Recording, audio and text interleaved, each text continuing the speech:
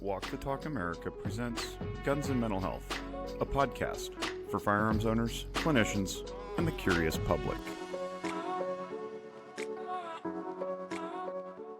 Welcome back, everybody. Good morning from all coasts except Europe. You're in the evening if you're in Europe. I don't even know if anybody in Europe listens to us, but this is the Guns and Mental Health podcast, and I am excited to welcome our guest today, Aaron Stark. He was going to be a school shooter almost 30 years ago now. Pretty wild.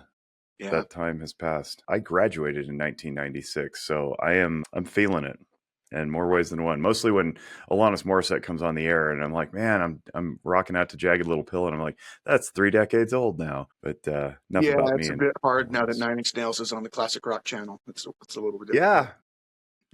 Yeah. Classic rock, right along with Foo Fighters. Mm-hmm. Mike Sodini joins us down in Vegas. He does have a hard out here in about 58 minutes. So if this podcast continues past that, it will be me and Aaron wrapping to close it up. Good morning, Mike. Good morning. Yeah, sorry, I am on a panel today for University of San Francisco about firearms, of course. So, I planned it a while ago, and then we had some scheduling conflicts. But Aaron, I'm excited for you to be here. I'm excited to hear your story. Thanks, guys, for having me. I was going to say, never apologize for being on panels where we can educate people. That's always a good thing. But welcome, Aaron. I already teased up why you're here, but why don't you tell us a little bit more about yourself, who you are, where you live? Are you in Colorado? Is that right? Yeah, I'm in Denver. Yeah, I'm technically Arvada, but it's a suburb right next to Denver. And Denver's a big metro area. Yeah, my name's Aaron Stark. I've driven through Arvada. I also would have graduated. I would have graduated in 97, so about the same age. I dropped out as a freshman, but I would have graduated in 97.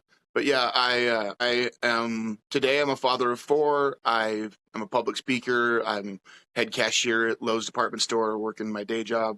Spend the rest of my time trying to help people not go down the path that I went when I was a teenager, when I almost became a school shooter. I was raised in a really violent house and adapted really badly to it, and almost fell off that cliff. And the only thing that saved me was simple human kindness and being treated like a person when I felt absolutely inhuman. So yeah, my whole mission these days is to show the power of simple human compassion and what one comment and one word can possibly do to change someone else's life. Yeah, let's dive right into that then, because this has everything written on it that I do for a living in my office, counseling people, the bad upbringing, the almost quitting on life, almost taking other people's lives along with you, the simple human kindness, all of that is what we're trying to bring to people. So obviously people want to know the story, like how did you end up where you were with this ideation? But before that, there's always a story. And if we can understand people's stories, we can have a lot more compassion for why they ended up where they are. Now, it doesn't mean that they just get to get off scot-free with their decisions that have bad outcomes, but we can at least have some context to have some compassion and be like, all right, well, this is explainable. So there's a backstory here. You mentioned violence in the home and dropping out. So I guess start wherever you want, and we'll just buckle in and listen. Yeah, and that's a good point that you brought up a second ago, too. My whole story, I never save my history to excuse or give reasons for or any of that for school shooters. I just like to, what I want to do is show the path that you go down when you fall into the dark so that we can help people get off of that path. It's not at all to glorify or to excuse or any of that. It's to try to, the brighter a flashlight we can shine on that path, maybe the easier it is to get kids off of it. And it's one of those things that it's really hard to, most people recoil from it as soon as they try to get close to it because it's so personal and so difficult. You don't really want to touch some of those areas. But I find the more real you can make it, the more tangible you can get people out of it from. So yeah, that's what I try to do. So I always like to start at the very beginning because it's a good set way for my entire life. The first memory of my whole life where I start. If I think back to my earliest memory, it's me laying on my bloody mom while I'm looking up at my father and he has a tire iron in his hand and I'm screaming at him, "You just killed my mom." And she wasn't dead, but she was beaten, bloody, and unconscious. And that's where I start my entire life. Like that's the earliest memory I have. And how old were you? Oh, probably 3 or 4.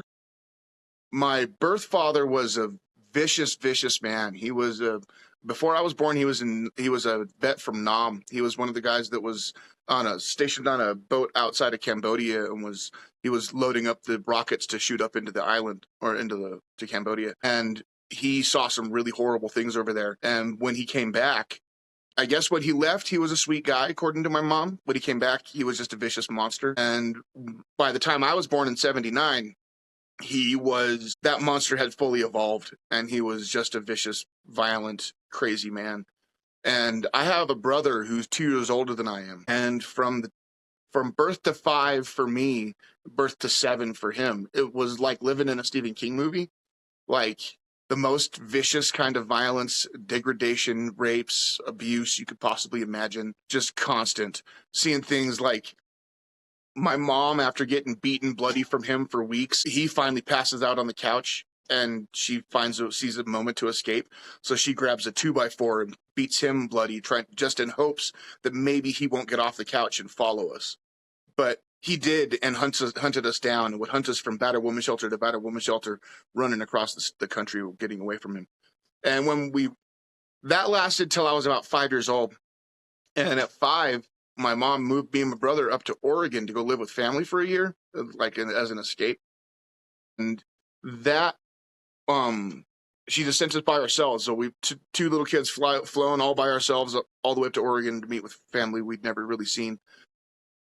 And that escape was not really an escape, because I believe trauma rolls downhill, and that was the mountain my trauma was coming down from. And they sent me to go live out with my pedophile rapist grandfather and my pedophile rapist uncle that weren't abusing me and my brother, but were in process of abusing all the children and women of the previous generation when we went out there. And so it was like going from one hell straight into another hell.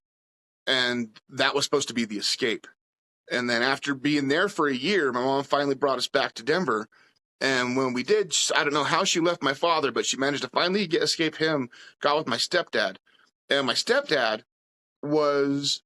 he wasn't a violent, vicious man like my father, but he was a lying snake, like a snake oil salesman, like the sell ice to an Eskimo kind of guy. And when I met him, he was just getting out of prison for strong arm robbery.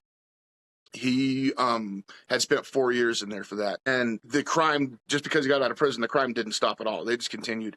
And his crime of choice, they would hijack delivery trucks that were going to stores. They would go hijack the truck and steal all the products off the back of it, and they would sell it at flea markets. So I have many memories in my life of being in the flea market early in, like 7, 8 years old, with like 20 cases of stainless steel scissors. And we're selling them at the flea market. And because of that life, I also would have like Christmases where I'd get everything I wanted. I would get like all the He-Man toys, all the Thundercats toys, all the play sets, like all the different giant castles and everything that went with it, because they were stealing from toy stores. But then I would also have every freaking time someone burst in my bedroom at 3 o'clock in the morning with a duffel bag and throw it at me and say, like, we got 5 minutes to get out of here. We need to get out now. And so I would have to choose between all this stuff. What's the one thing that's the most important to me, because I need to get out right now and I can't carry everything. So I would always just take my comic books. I was a huge comic book fan. That was my big escape. Yeah, go ahead. Is that because of your biological father, or like no? what put you on the run? So the escape, the being on the run was because part of it was because of my father at the beginning, but shortly thereafter not. I think my mom got with my stepdad as like a protective measure, like get one monster to defend against another monster. You know, like I think that they met from the story I pieced together, and I didn't get any concrete of this. They're both dead now, and I didn't get this concrete from them. But the story that I pieced together is that they met at a bar, and that my mom got with my stepdad because my father was there and he could protect her from that, like just the violence protection. But the running was because of the criminal lifestyle. It was because they were. My stepdad was either stealing from someplace and getting caught, or their modus operandi. Let me put it into this picture for you to see what the situation was we're dealing with there. They at the time were bouncing between Oregon and Colorado and lying about their identities to make up entirely new people every single time they did it.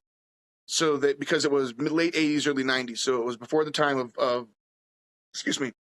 there wasn't like mass record collection, and you couldn't go onto like a database and immediately check who you are. There was like a 6-month back time for that kind of stuff.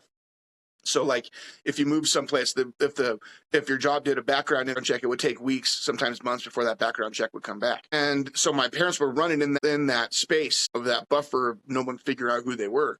So they would get evicted from a house in Denver, move out to Oregon, lie about the rental history, lie about their job history, get a job, get a house, and then the crack cocaine that they were hooked on, because they were massively hooked in the middle of the crack binge of the 80s and 90s, like huge into the crack, where they didn't hide it at all. They would pull out the electric skillet in the living room and rock it up right there, and it was either get evicted from the crack or the crime, because my stepdad would steal from whatever job he was at. Like he would get jobs at like grocery stores and then steal everything from the grocery store, or get a job working at a mattress company and then sell the mattresses at a bar. Like that, he just could never do anything for the actual job. It was always crime. And so it was like wash, rinse, repeat, going back and forth. But we'd also have social services investigating, or we'd have officers coming to look, because my mom was getting investigated for food stamp fraud. So I have a memory one time where I'm standing at the door telling federal agents that my mom's not there. She was out somewhere else and I don't know where she is. Well, she's in the closet behind me. Like those are the kinds of things where it becomes like a protective measure. And really early on, I was taught to protect the family, to not talk about what's going in the house, mainly because of that. This was mostly from my father's outbringing, but like the danger from him. Because really early on, we had protective words. Like my father was so violent when he was hunting us across that my mom had safety words. So if we were in a grocery store, if she just said the word pocket, if pocket just came out of her mouth, that meant I had to grab the back pocket of her pants and we needed to go out right now. So she could be like talking in conversation like, oh yeah, $3.85 for change. Here you go, pocket. If pocket left her mouth, I need to grab her back pocket, and that we were on the clock. My father was there. He's hunting us. We're in danger right now. We need to go.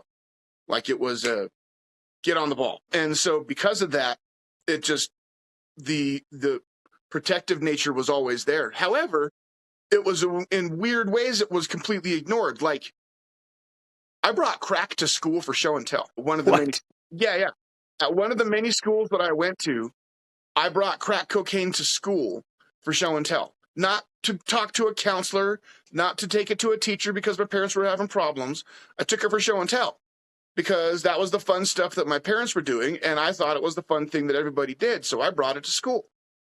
Okay, hold on, Aaron. I got to interrupt here, because the whole time I'm thinking, all right, this is the 80s, and I can't necessarily apply today's standards to it, and I'm thinking, where in the heck is law enforcement and CPS this whole time, right? Like, you want to know where law enforcement was in this equation? Law enforcement was providing my family with the drugs. My father, not my father, my stepdad, one of his main cocaine crack sources was a sheriff from Jefferson County here in Colorado who would steal it from the evidence locker and then take it to him. And so I have distinct memories of a fully kitted out officer, gun, badge, uniform, everything, sitting on my couch smoking crack. And what did the school do, though? Like, if I'm the teacher and you're like, yeah, so here's my crack cocaine. Like, the teacher's like, yeah, that tracks. Nothing. They called my mom in. Okay. They didn't actually do anything with it. I think that they might have been in shock or something, but they just said nothing. They just brought my mom in, me home with my mom. And then like 3 days later, we moved. Nancy Reagan approved. Yeah. Just say no. It was Not a this complete, time. and that to me, that being a non-incident. So once I hit the age of reason, because that was around like 9 or 10 years old. That was before I had full concept of everything yet. But once I hit the age of like 13 years old and I start thinking back over the times that I've tried to get some help and where I was obviously reaching out for help, that was one of the times that showed me that the help that I was reaching out for was dangerous. And so it really, it turned into almost like touching a hot stove. Like, how many times am I going to touch that hot stove and keep on burning myself? And that whole, so we're still in the before 10 years old phase. Okay. Of me with all that stuff there. So now I am a shy, sweet kid. I love comic books because that's my main escape. I always have my head buried in X-Men or a mythology textbook or Greek myths or history, or I started reading super, super early. So I was reading full novels in kindergarten. And the first book report I ever did was on Misery by Stephen King, because that was my favorite of his books, and I'd read them all by that point. Yeah. I got kicked out of kindergarten or first grade for it. It was either kindergarten or first grade.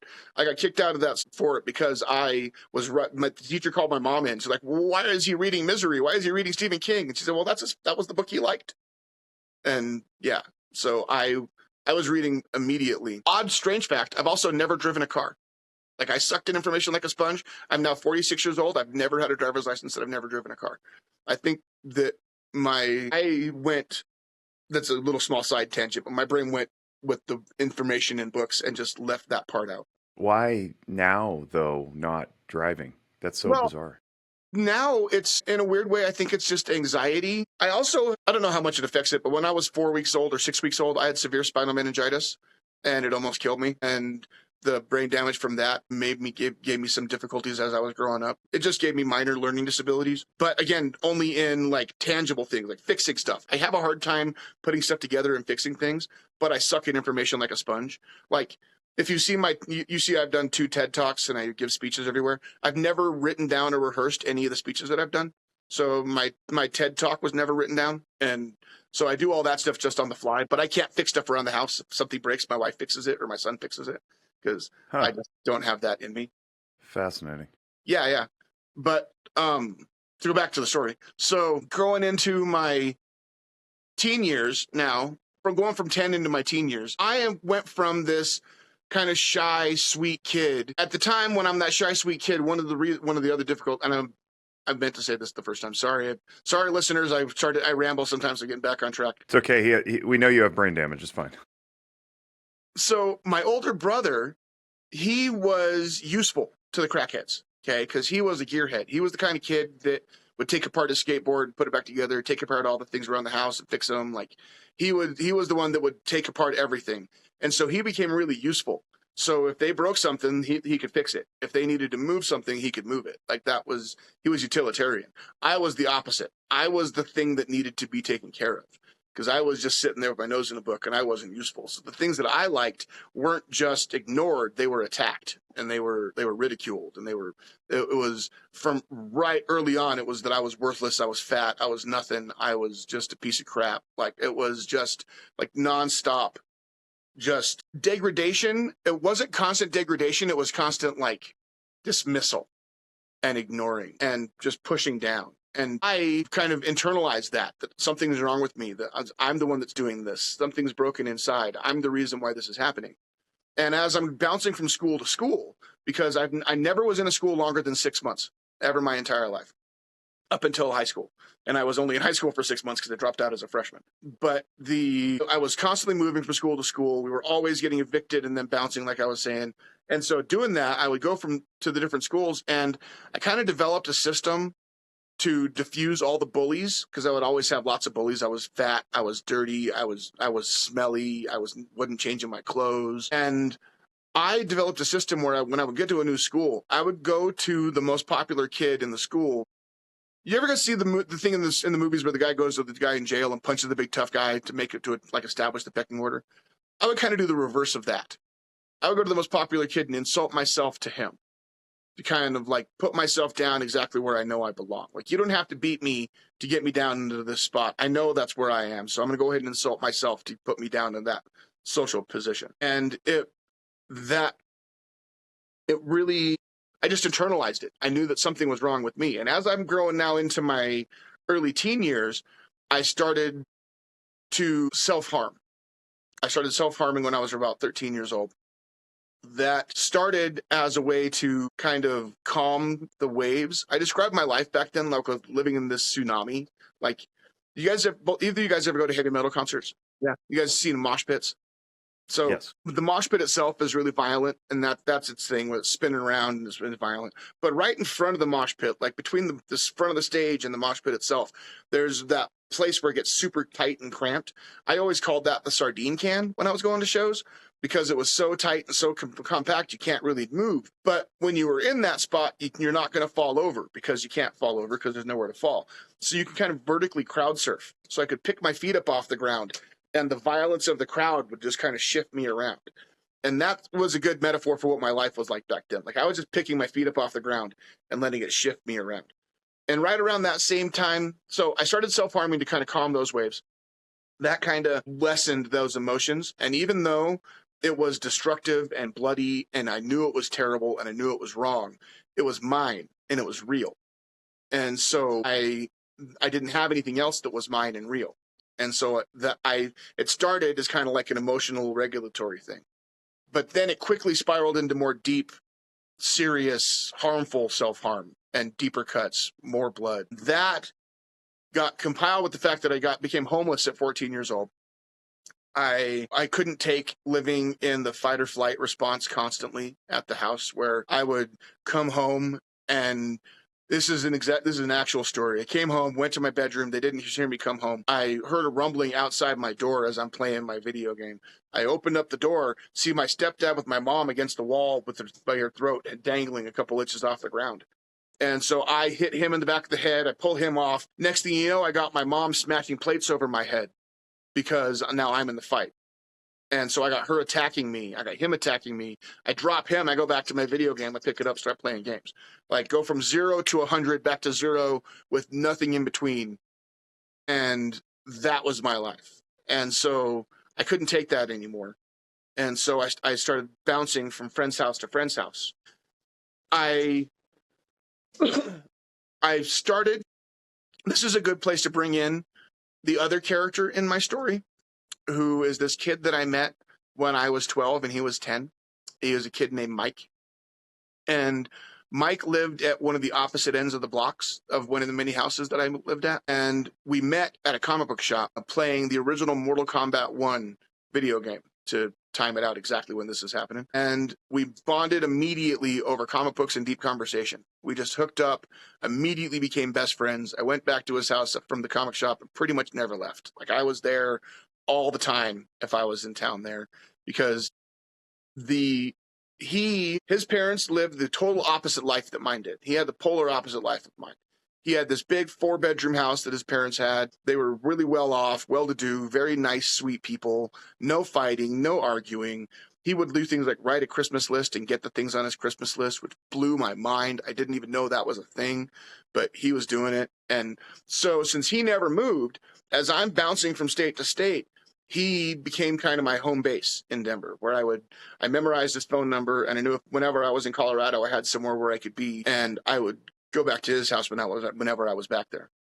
And so as I'm getting into 14 years old and becoming homeless, now I start, at first, I'm kind of staying at friends' houses, including Mike's, for like a week at a time, because I'm just a kid struggling. And then as the chaos at home starts to get worse, I can stay there for a couple days, and then the internal destruction and chaos starts to get worse and worse.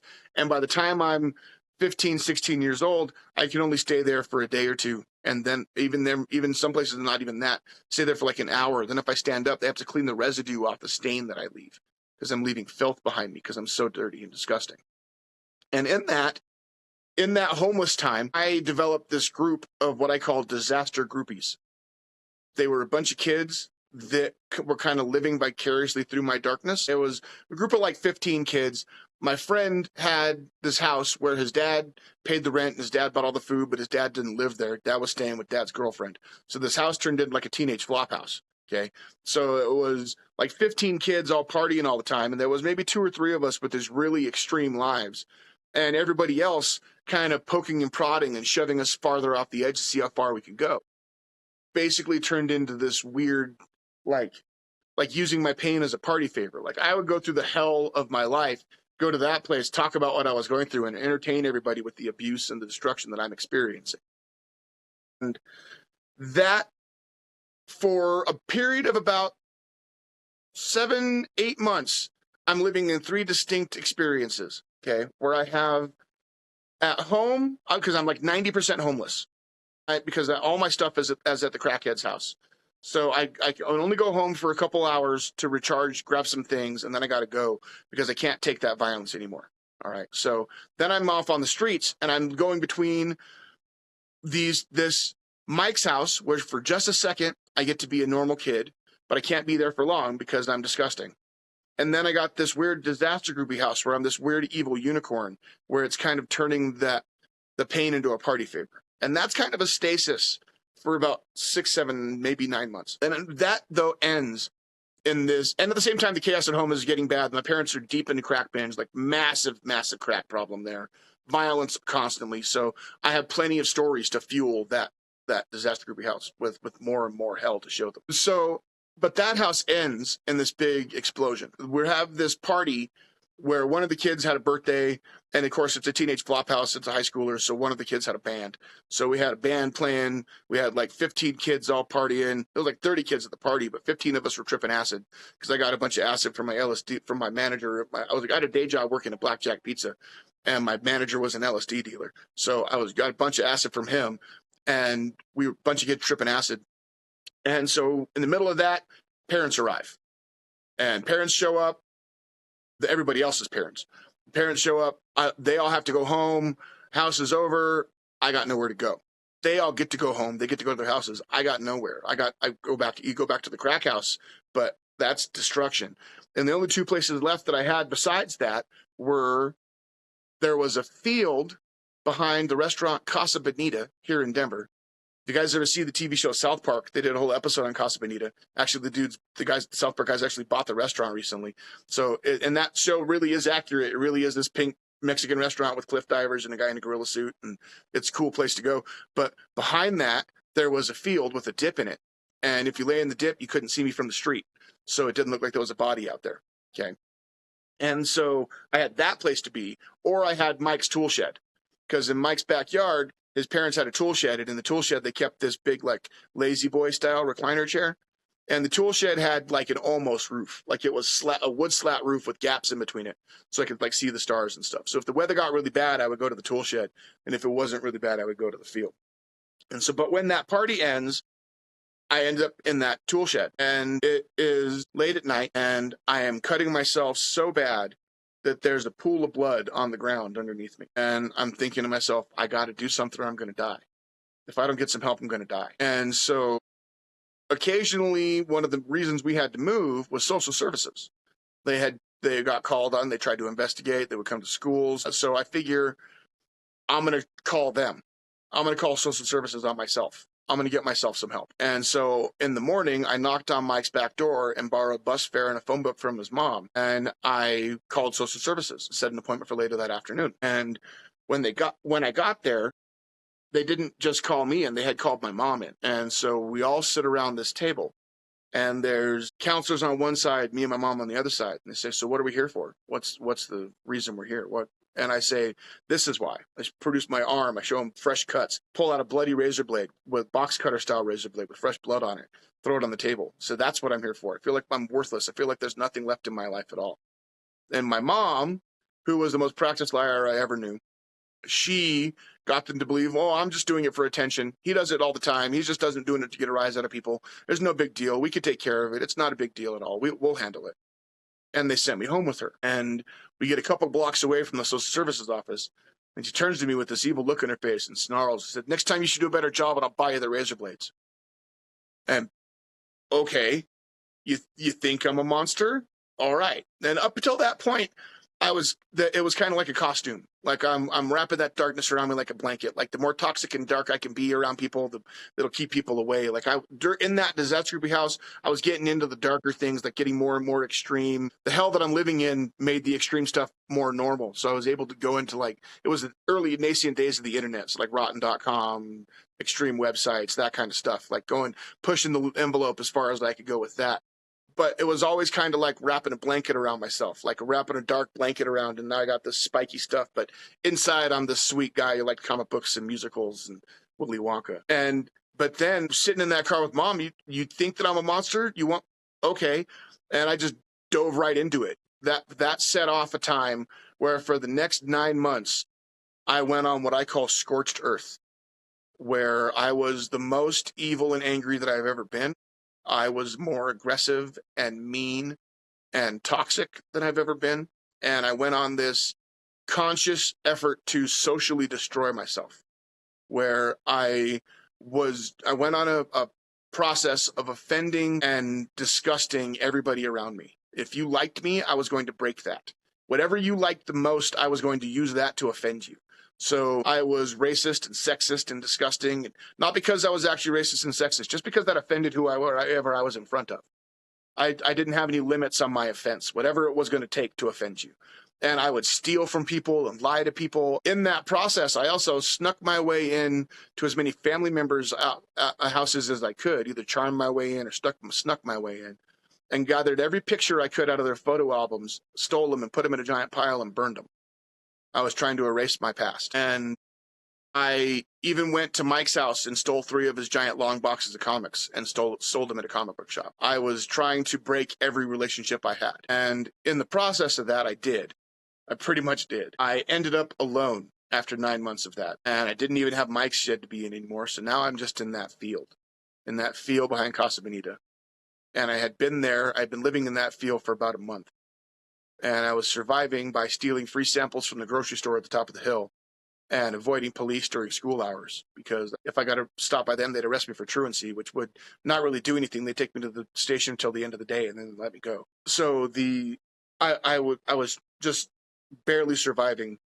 I hadn't changed my clothes in weeks, hadn't taken my shoes off in weeks, but I also wasn't wearing socks. My feet were just rotting off my body. And I was just at the bottom. And I woke up in the snow. It was like 2 inches of snow. And the 2-block walk to get from that field to the top of the hill to the Albertsons, I wasn't just shaking, I was seizing.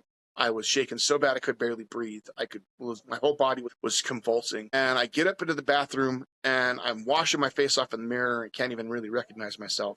And I think I'm going to die.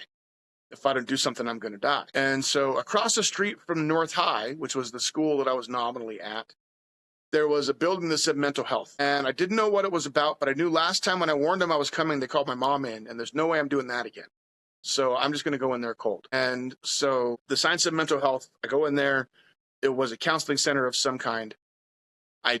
They had me meet this young woman. I don't really remember much about that conversation because all I remember is the very end. It's when she told me, "I'm sorry, there's nothing I can do. I can't help you." And when I walked out that door and stood on that porch, I felt my brain snap like a mirror, like it shattered like glass. And a couple things immediately happened, like bang, bang, bang, right there standing on that porch. First thing that happened was I found out what was at the bottom of that tsunami, going down to the bottom of that mosh pit. And all of the waves and violence goes away, and it gets really quiet, and it gets really still, because there's nothing left to lose. There's no more down to go to. There's no more fear of hitting a bottom, because there's no more bottom to hit. What are you going to do? You're going to kill me? Okay, cool, I'm going to die. You're going to put me in jail? Okay, cool, they're going to feed me. Like, I don't have any more bottom to go to. And so right then, the plans in my head crystallized. Like, I knew what I wanted to do, because we're sitting with that disaster groupie house, hanging out with those guys. That was a really toxic subculture, because instead of sitting around talking about girls and sports and movies, we would talk about mass murder. So if you're going to shoot up a school, what would you do? If you're going to kill 10 people, how would you do it? And it would just became the fiction of the group. I think the conversation started in that movies area, but then devolved with the violence and the chaos and just everything in the air. And by the time I'm in this space, for months, we've been talking about mass murder and workshopping ideas and planning out routes, and figuring out where the security is and all the different things that you would need to lay out an entire work plan for a location. And so I knew immediately what I wanted to do. I had worked out the plans. I was either going to go into the school through the food court window or go down to the mall and go through the food court. And it was open campus time, so you could freely go and come and go as you wanted to during lunch. So it was easy to get into the school through the doors for that. And I fully planned out the mall. I was living there in the afternoons, basically. And it's important to note that neither of those places were soft targets, because put into that plan was suicide by cop in both locations. There was uniformed officers stationed in the school at all times, because it was it was mid 90s, so 96, 97. And that was like Boys in the Hood, gangbanger era, and people were bringing in pistols and flashing them all the time. So it was before the age of metal detectors, but we did have uniformed officers stationed at the doors at all times. And then the mall literally had a police station a couple doors down from the food court. It just it was just factored into the plan. I was going to kill as many people as I possibly could and die while doing it. It's also important to note, though, that neither of those places were actually my target. Those were the damage that I was going to cause to make my parents deal with creating me. My parents were the target. I wanted to make them have to deal with the fact that I was the monster that I knew that I was. But I wasn't going to attack them, because attacking them wouldn't do anything. They'd never had to face any accountability for anything at all. So I wanted to have to make them deal with me. They had to deal with the fact that I was the monster that they said I was. And I knew where to get a gun, because, again, gangbanger time. And so right next to the RTC building, all the A-bangers would hang out, and they bought and sold drugs for my family on the regular. So they knew I had access to drugs. I knew they had access to guns. And so I went up to him like, hey, dude, can you get me a gun? Hopefully one that shoots a lot of bullets. He was like, yeah, sure, get me an ounce of weed. And that's not like it is today, where you go to most states, you go to a store and whatever. This was like $300 of illicit narcotics. But it was super easy. I'd go to my mom's house, brother's buddy sleeping on her floor, and he had an ounce of weed. I just took it out of his pocket. Because at the time that I'm homeless and bouncing around living on the streets, my brother, who was utilitarian, he joined in the crackheads' fun. So the house basically became a flop house for him and all of his buddies and my parents who were in the crack binge. So he just joined in, became with their partying. And I'm out doing stuff. So I just went there and grabbed an ounce out of his buddy's pocket. And I've been asked this before, so I want to clarify, how could I grab a whole ounce out of someone's pocket because that's a lot of weed? In the 90s, we had big pockets. Jinko pants were a thing. Okay, so we had the big pockets and the big parachute pants. So just so anybody listens, yes, we had gigantic pockets in the 90s. So I took the ounce of weed, I took it to the guy. And he was like, okay, give me 3 days, I'll get you that gun. So I was in a period where I was just waiting. And as soon as I got the gun, I was going to cause the attack. And the only difference, again, was be the time of day. If I get it in the daytime, go to the school. Nighttime, go to the mall. And that was the only differentiator between the two. So now I'm in this 3-day period of waiting. And I didn't know what I was doing then, because I think that I was just kind of insane at the time. But looking back, I think I was saying goodbye. I went into a much more calm headspace where I wasn't aggressive and angry anymore. I wasn't yelling at people. I was going to people to say thank you. I went to my ex-girlfriend's house and told her, thank you for letting me sleep in the gravel outside your window. I went to various friends' houses and said, thank you for feeding me. Thank you for giving me this or that. And I was just kind of closing off relationships. It was in a much more calm way. And I think now I was saying goodbye. And so in that, I went to Mike's house. And when I knocked on Mike's door, I was in tears. I was just crying. And when he opened up the door, he brought me inside. And he never asked me why I was there. Ever. And Mike intimately knew the hell that I was living in. Like, he saw the pain and the blood. It was, here's a good example. Night of my 16th birthday, because the time I'm talking about now is between 16 and 17. So I'm coming up on 17th birthday in this. Night of my 16th birthday, I was living 3 blocks away from Mike at another house. My mom and I got in a gigantic fight. My mom beat me bloody, ripped the shirt off my body, and kicked me out of the house on my 16th birthday. I got kicked out of the house with no shoes, just pants, a ripped shirt, and a bloody nose, black eyes, and almost knocked out tooth. And so I leave the house, and it's snowing outside. Or no, raining. It was raining. So I leave the house, and I go walking down the couple blocks to go to Mike's house, and I'm sitting at his kitchen table, and his mom comes in and is like, what's Aaron here for? And Mike's like, it's his freaking birthday today, and his mom beat him and kicked him out. And so Mike's mom came in the kitchen with a brownie and a big red taper candle, a giant table candle stuck in it. And that was my 16th birthday party. I was sitting at Mike's kitchen table singing happy birthday over a brownie with a giant table candle in it. So Mike knew intimately the hell that I was living in. Like, it was his table up in his bedroom that he had to clean the blood off from the cuts on my arms. And but he didn't ask what I was there for. He just kept on telling me, and I'll watch my language, but he kept on telling me, you're a good kid in a crap world. But he kept on telling me over and over again, you're a good kid in a crap world. And if you ask Mike what he did that day, he'd say he didn't do anything more than a friend's supposed to do. But if you ask me what he did that day, he put the tiny bits of humanity on the bottom shelf of my life. I had fallen completely off the cliff of humanity. You know Maslow's hierarchy of needs, where at the very bottom level you need to have your base survival, food, shelter. I had fallen completely off that cliff. And when I knocked on his door, I wasn't a person.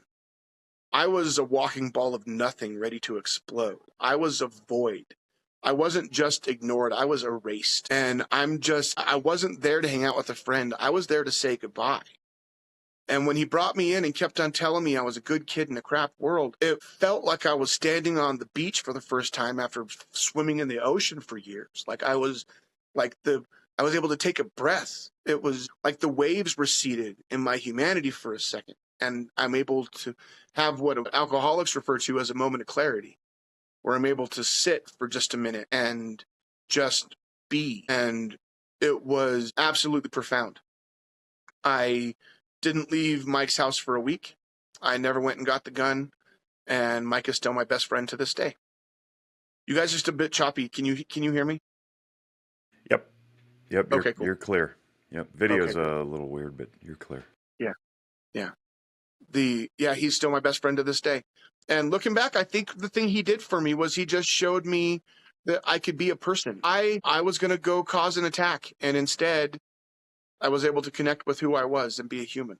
And it was truly profound. He's still my best friend to this day. I just went and had dinner with it at his house 4 nights ago. We took the family over there and had homemade wood-fired pizza. Okay, so where do we go from here?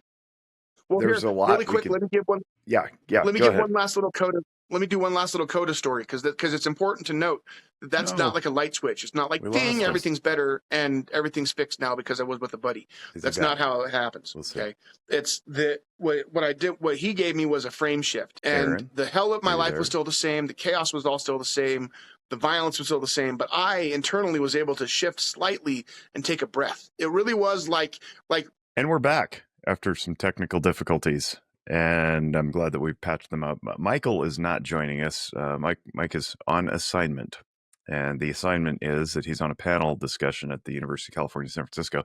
So we wish him well. But I'm going to resume our conversation with Aaron because it's fascinating, and I have some follow-ups, as I'm sure the listening audience also does. So I'm going to try to represent the listening audience the best that I can. But this is one of those, as I was listening to you talk, thinking it's going to be top of the queue for me for people to listen to. I'm going to assign this to patients, certainly my students and my interns. I'm going to blast it across all my social media channels and say, everyone needs to listen to this story because there's prevention that could be taking place at many, many stops along the way. There could have been many intercessions, and there weren't. And I understand there's a different time and place then as it is now. You know, the 80s, 90s, not everybody was hypervigilant and attuned to children who are self-harming and slipping into depressive states and that sort of thing. Now we are, but I think like then, now we still have the same type of hesitation to intercede. And this is one of those conversations that gets had by people in the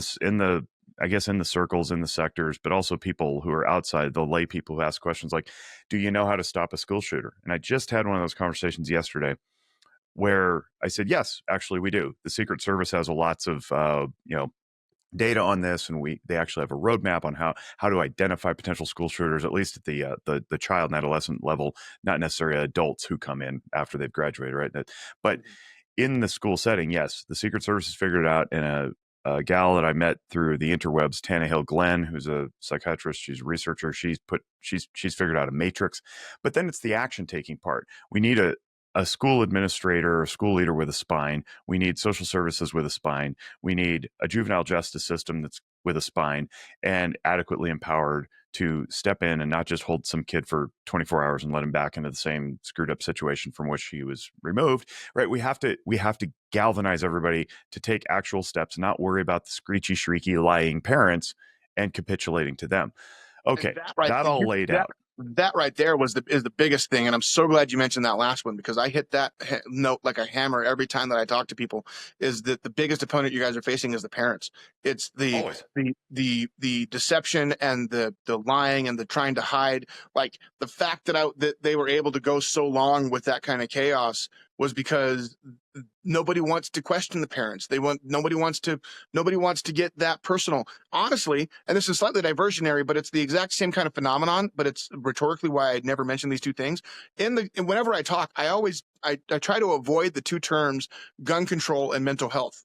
And for the same thing as what we were just talking about there, if you mention gun control, you get lost in the minutia of the details. Is that a bump stock kind of ammunition? Is that what kind of rifle is that?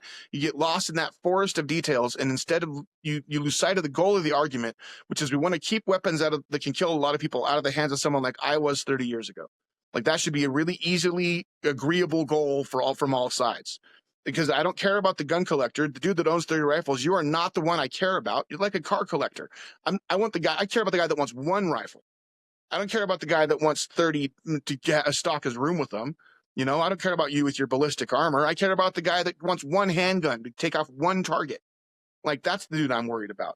But on the other side, mental health is this big gray cloud, is this big blob, and it's this bigger amorphous mass that you can't really penetrate, you can't really question because it's so personal, so you can't really ask too many questions. So it's just this cloud of mental health. So if you say someone has a mental health problem, it's just, okay, mental health, that must be one of 1,000 things. We're not going to really pay much attention to it.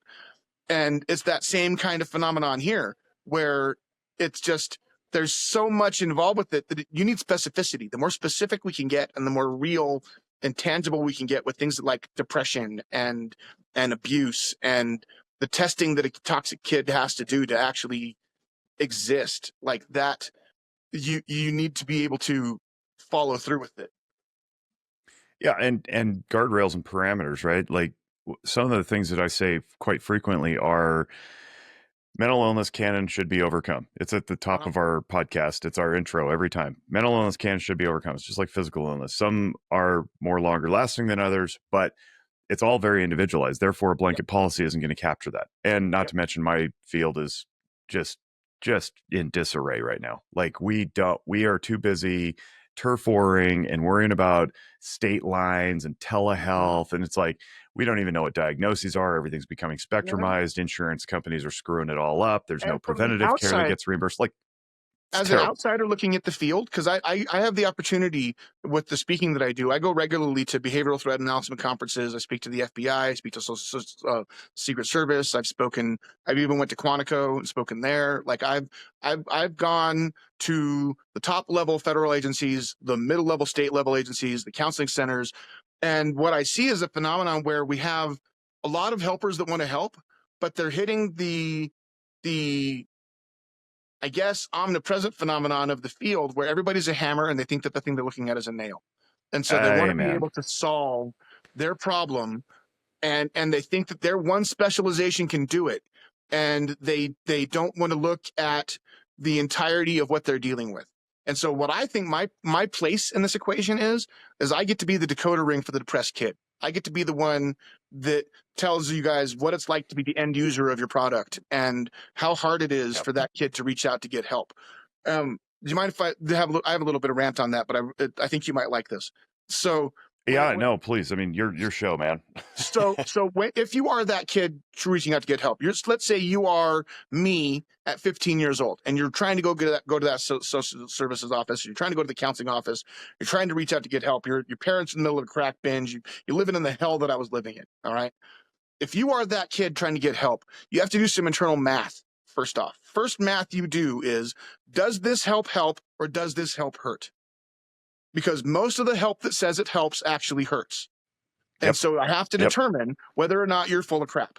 But I don't have any easy way to do that. There's no bumper sticker or no label that's going to tell me whether or not you actually help or you hurt.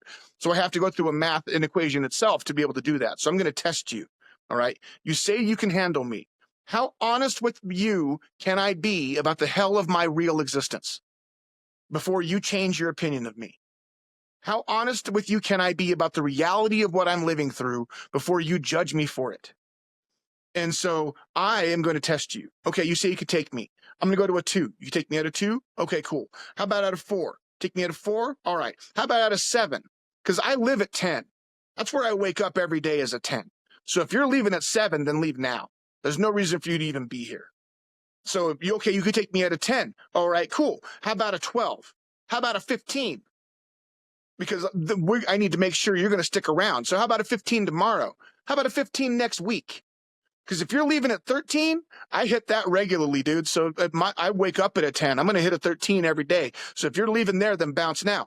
But if you can take a 15 next week, Maybe then I can drop down back down to a 12. Then I can go back down to a 10. Next thing you know, I'm bringing my friends to you because you're the trusted adult.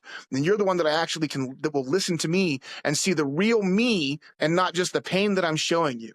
And that phenomenon happens. When that happens, that's how you end up with entire robust school systems that think that they have this robust menu of options of help and systems and layouts and programs.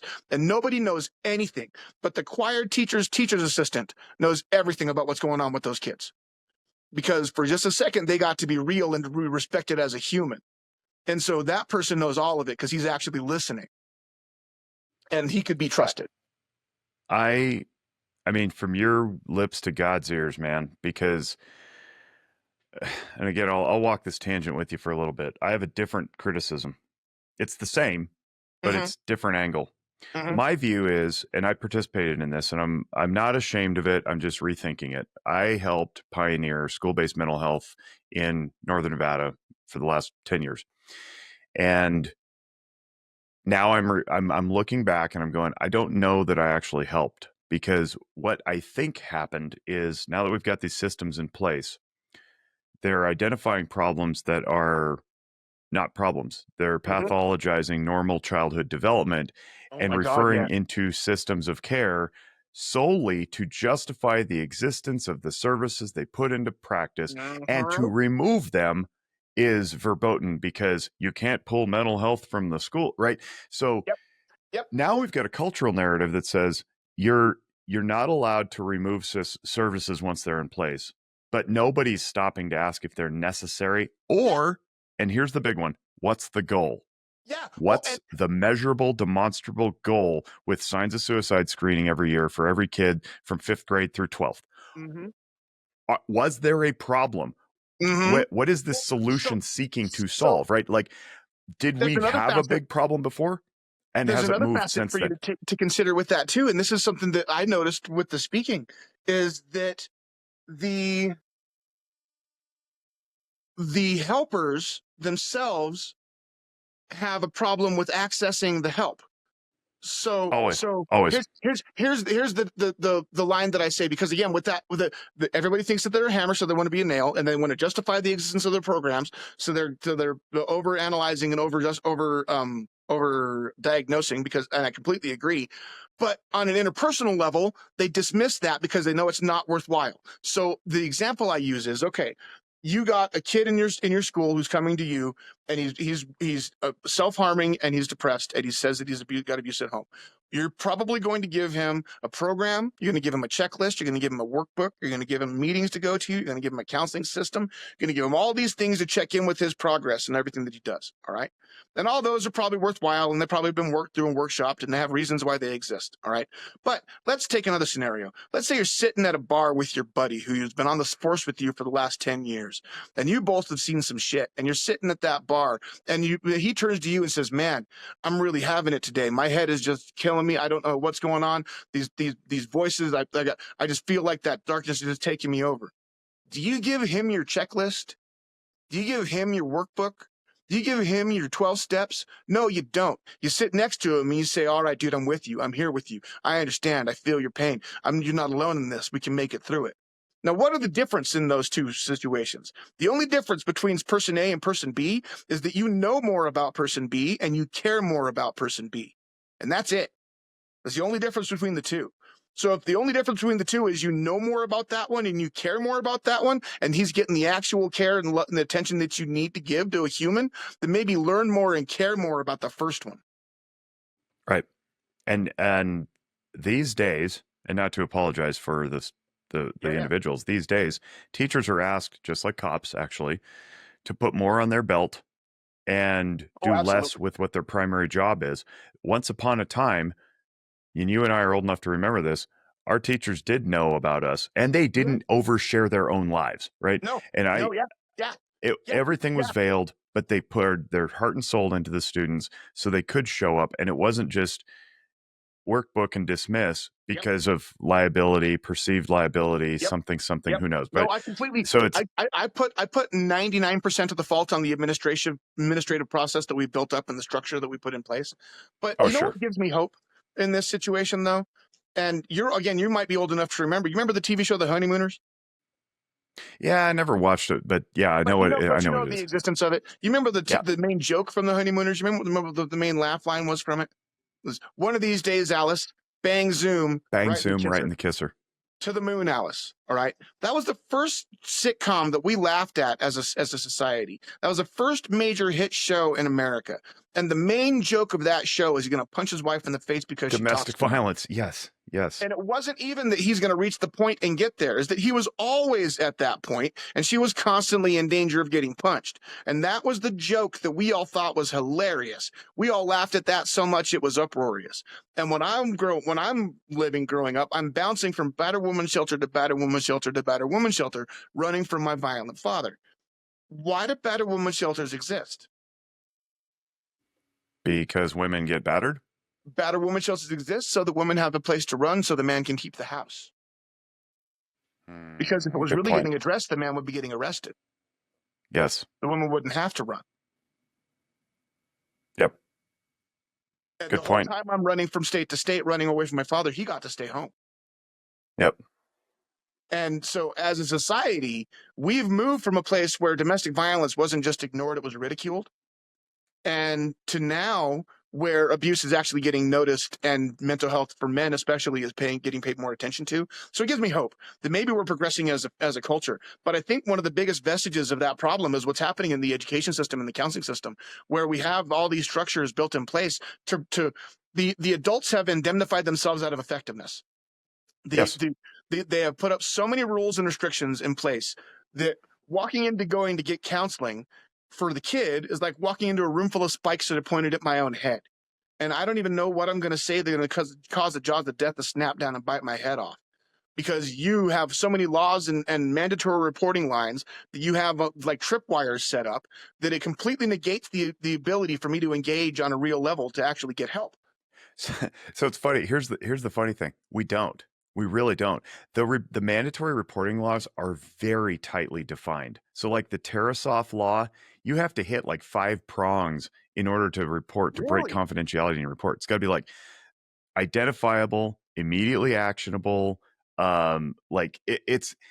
So do you think it's more just like over exuberance? People just like.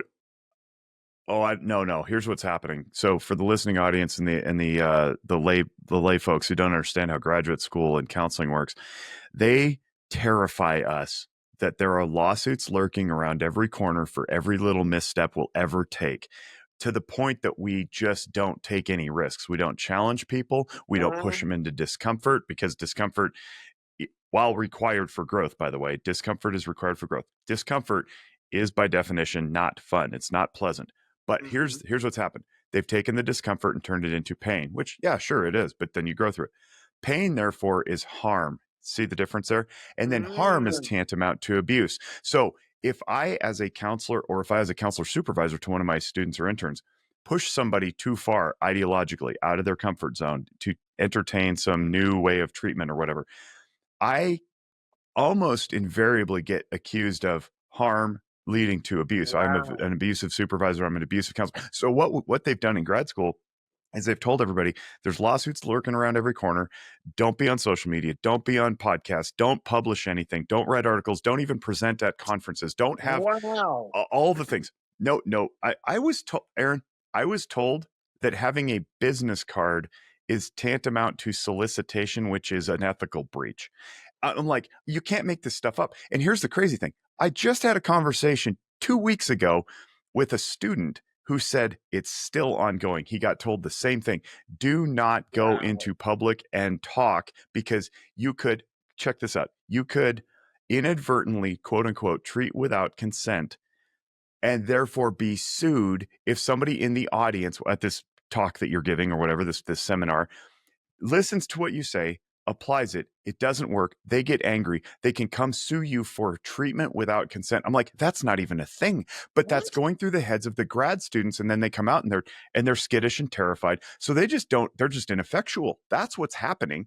So I'm out here with multiple podcasts and a YouTube channel, and I'm on social media, and it makes my professors' heads roll off their shoulders. So yes, your point is well taken, that, and this is for gun owners too. The gun owners all listening to this, they think the same thing. They're going to walk in and I've got some batphone.gov that I'm going to Uh-huh. pick up and tattle on them, and the authorities are going to come knock on their door and take their Uh-huh. guns for having anxiety. And it's like, no, it's not like that. However, because we've been trained to look out for every little thing and be on point and on call and on duty to report every little thing, there is a real actual fear. I am the anomaly. There are very So, few of us who read the law and stay within it. so my phrase is actually way more on point than I thought. The adults really have Very. indemnified themselves out of effectiveness. Wow. Yep. That Yes. is And that is this is why mental illness in this country keeps getting worse, even though service so provision keeps increasing. So I have another phenomenon that I've noticed, and I'm an outsider. So any professionals listening to this, if this is wrong, I remember I'm a dude that works at Lowe's at the gas and was managing a gas station before that. I'm doing this because I have the urge and the story. I don't have the education and military background, so if I'm off base, remember that. But looking at it from the outside, what I have seen is it's really difficult for the people at the top levels of giving help to get help themselves, because if you are a special agent and let's say you are a FBI agent who's been working high value targets or whatever, if you go to a counseling office and you go get help for your own depression, now it's looked at as a liability and a negative spot mark, and you can get removed from your assignments, you can get removed from your duties, and 5 years down the line, if they found out you can get still removed then. You can get looked at as a demerit. And how can we expect the people who are carrying the worst of humanity and carrying the worst black that we can produce to then not look down at everybody else underneath them like they're a threat or a monster if they don't have any way to release any of that darkness off their heads? Like, it just doesn't compute to me. And I have literally had, without breaking any confidentiality, because I would never, these people are some of my best friends and I treasure their contacts, but I have had federal agents with badges and guns who have seen intense things break down and cry to me in a private setting because they finally have somebody that when they tell their stories to, it's not going to destroy their world.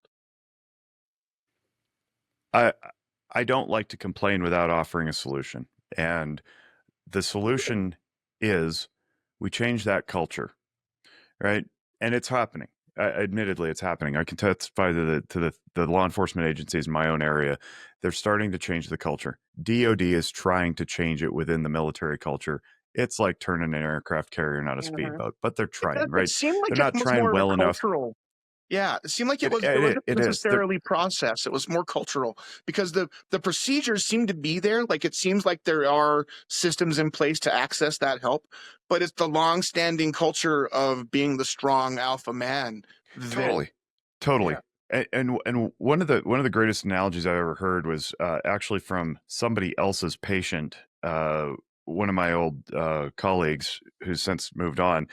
Um, the patient said, when I was in the military, he was an army guy, I think. He says when we would go on a ruck, we were commanded that if you turn your ankle, you let us know. Let the command staff know, because if you go too long on that rolled ankle, you become a liability to the entire unit.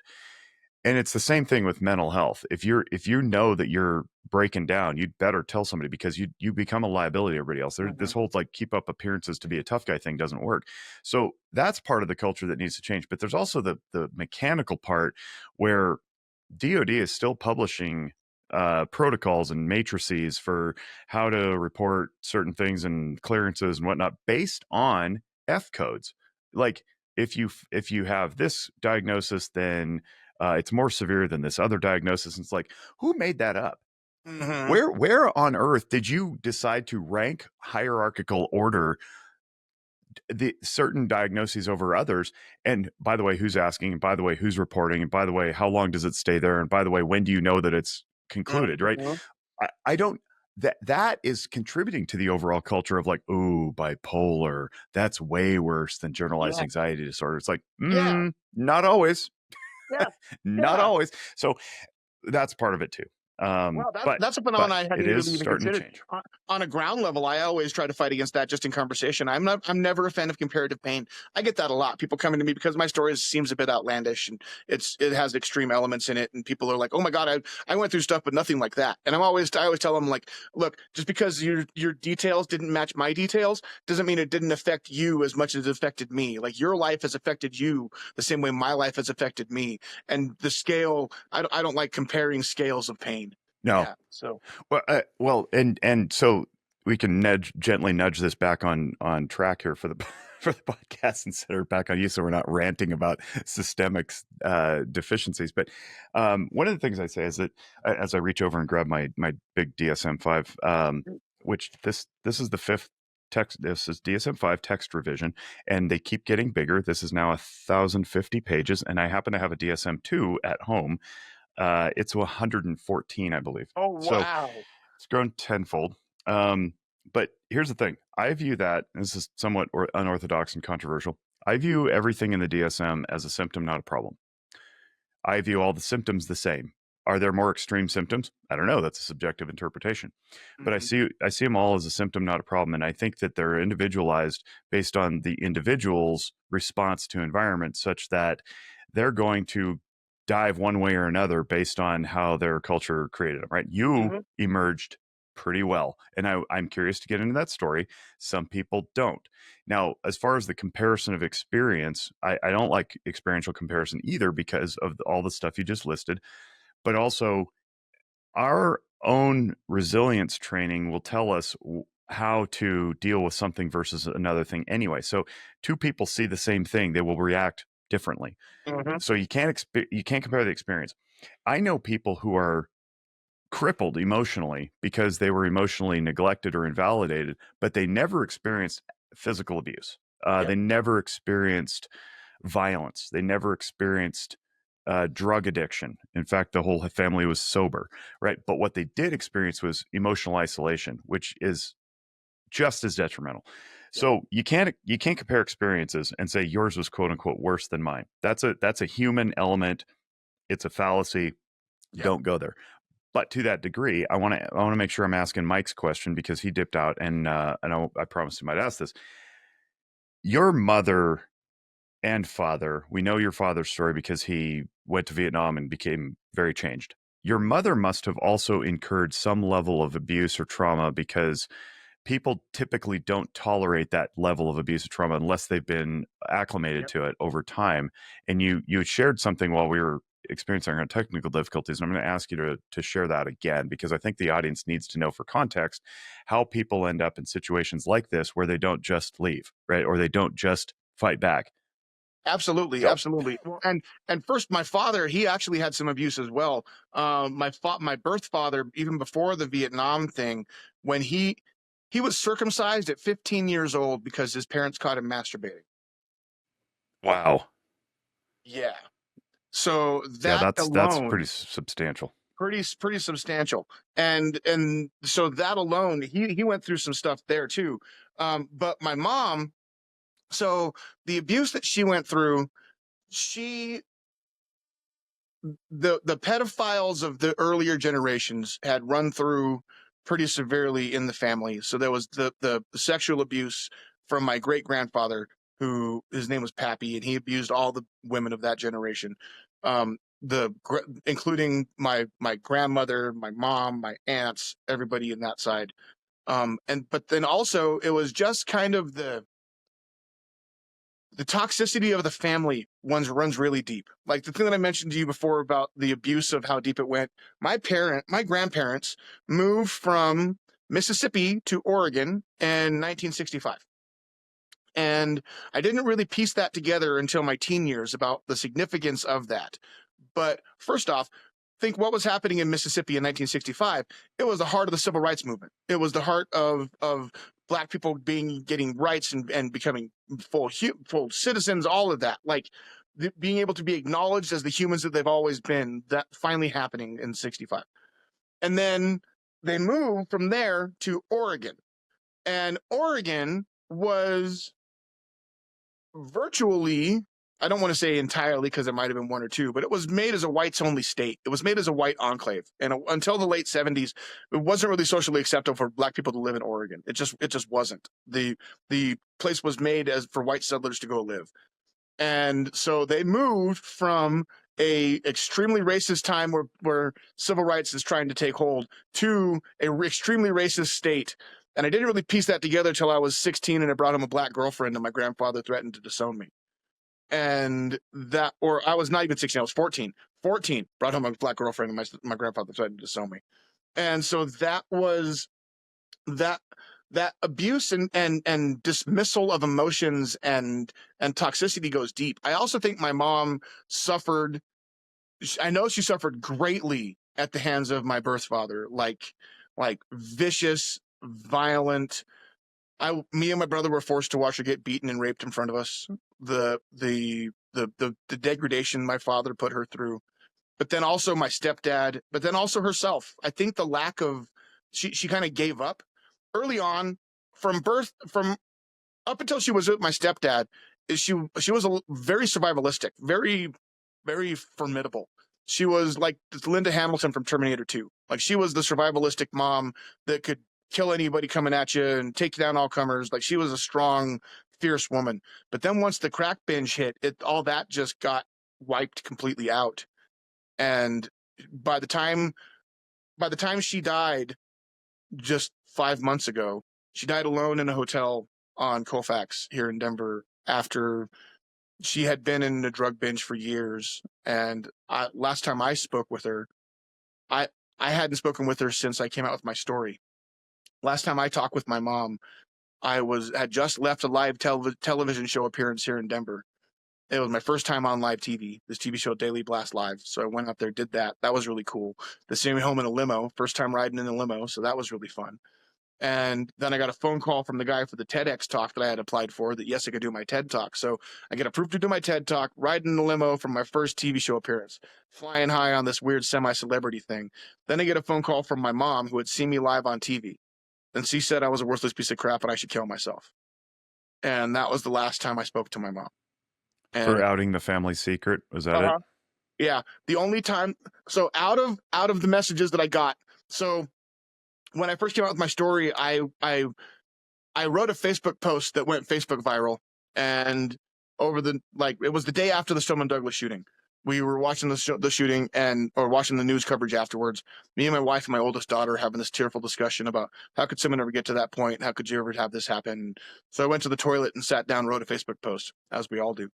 And that's the first time I ever came out with I was almost a school shooter. And They didn't know either, huh? They didn't know anything. Nobody. Wow. Nobody knew.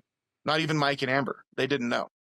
And so I came out, I wrote that, and I didn't do it like to come out as a story. Like it was just going to be a Facebook post. I thought it was going to disappear into the ether like everything else on social media. And so when I came out of the bathroom, my family had read it. And so that was like opening up about Dad Day. My daughter only knew about 20% of my history. My wife only knew about 60% of my history. So I had to fully ask me any question you want. We're going to deep dive into Dad. I'll tell you everything you want to know about me. And so how old was your daughter at that point? She was 18. Yep. And so we, the next day, my local news reporter here, Kyle Clark in Denver, was asking for submissions about how the recent shooting made you feel, because shootings are really personal here in Colorado. We've had Aurora and Columbine, and so the city really takes it really personally. And so they were asking for submissions to read on air. And my wife was like, hey, maybe he would like your Facebook post. And so I sent it to him thinking that maximum that would be like a small text blurb, like he would show the text thing and it would disappear into the ether. And instead, they sent a camera crew to my house to film me reading that Facebook post. And that video got 17 million views in a week. Wow. And I went overnight from thinking that if anybody ever found this out about me, they would hate me. And I felt like it was like a millstone around my neck, this big black mark, to getting messages from all over the planet. Literally every country I can name: England, Sweden, Australia, New Zealand, Pakistan, Saudi Arabia, everywhere, that was an outpouring of the diaries of pain from everywhere across the world. And it was messages that weren't just, hey, that was cool. It was, hey, that was cool. And here's all the pain I ever went through. And here's everything I ever experienced. And it was utterly profound. I saw just how alike we all are if we strip away all of the societal barriers and all of the cultural differences and all the different foods we eat and the music we listen to and the religions we like, if we strip it down to the base fundamental human emotions that we all feel, every human on the planet feels, we are way more alike than we are different. And I started getting thousands and thousands and thousands of these messages, up to now over 30,000 messages from all over the globe. And out of that, let me take a quick guess. Out of 30,000 messages, how many do you think were negative? I mean, like direct negative comments to me, not some random keyboard warrior in the comment section, but took the time to message me personally and send me a negative message. How many of those do you think were negative? That's funny. I was going to ask that question. I'm going to say fewer than 10. 10. Oh, 10 wow. messages. 10 messages out of 30,000. 10. 5 of those were blood related to me. Huh. And the other Because 5? the other 5 were just randoms. The 5 people Just took it what were upon they saying? themselves. And here's the funny thing. The negatives are never about the material. It's always about me being fat. Yeah, okay. It was Yeah, personal sure. attacks. Yeah. And so it was completely, I just ignored them. But the ones who related to me, they get mad, not because I'm talking about something, not because I'm not saying something that's the truth, because I am saying something that's the truth, and they don't want to face up to it. So they're mad that I'm airing dirty laundry in public, and how dare I talk bad about the family. And my response from the very beginning has been, I'll stop the instant you tell me one thing I'm saying that's not the truth.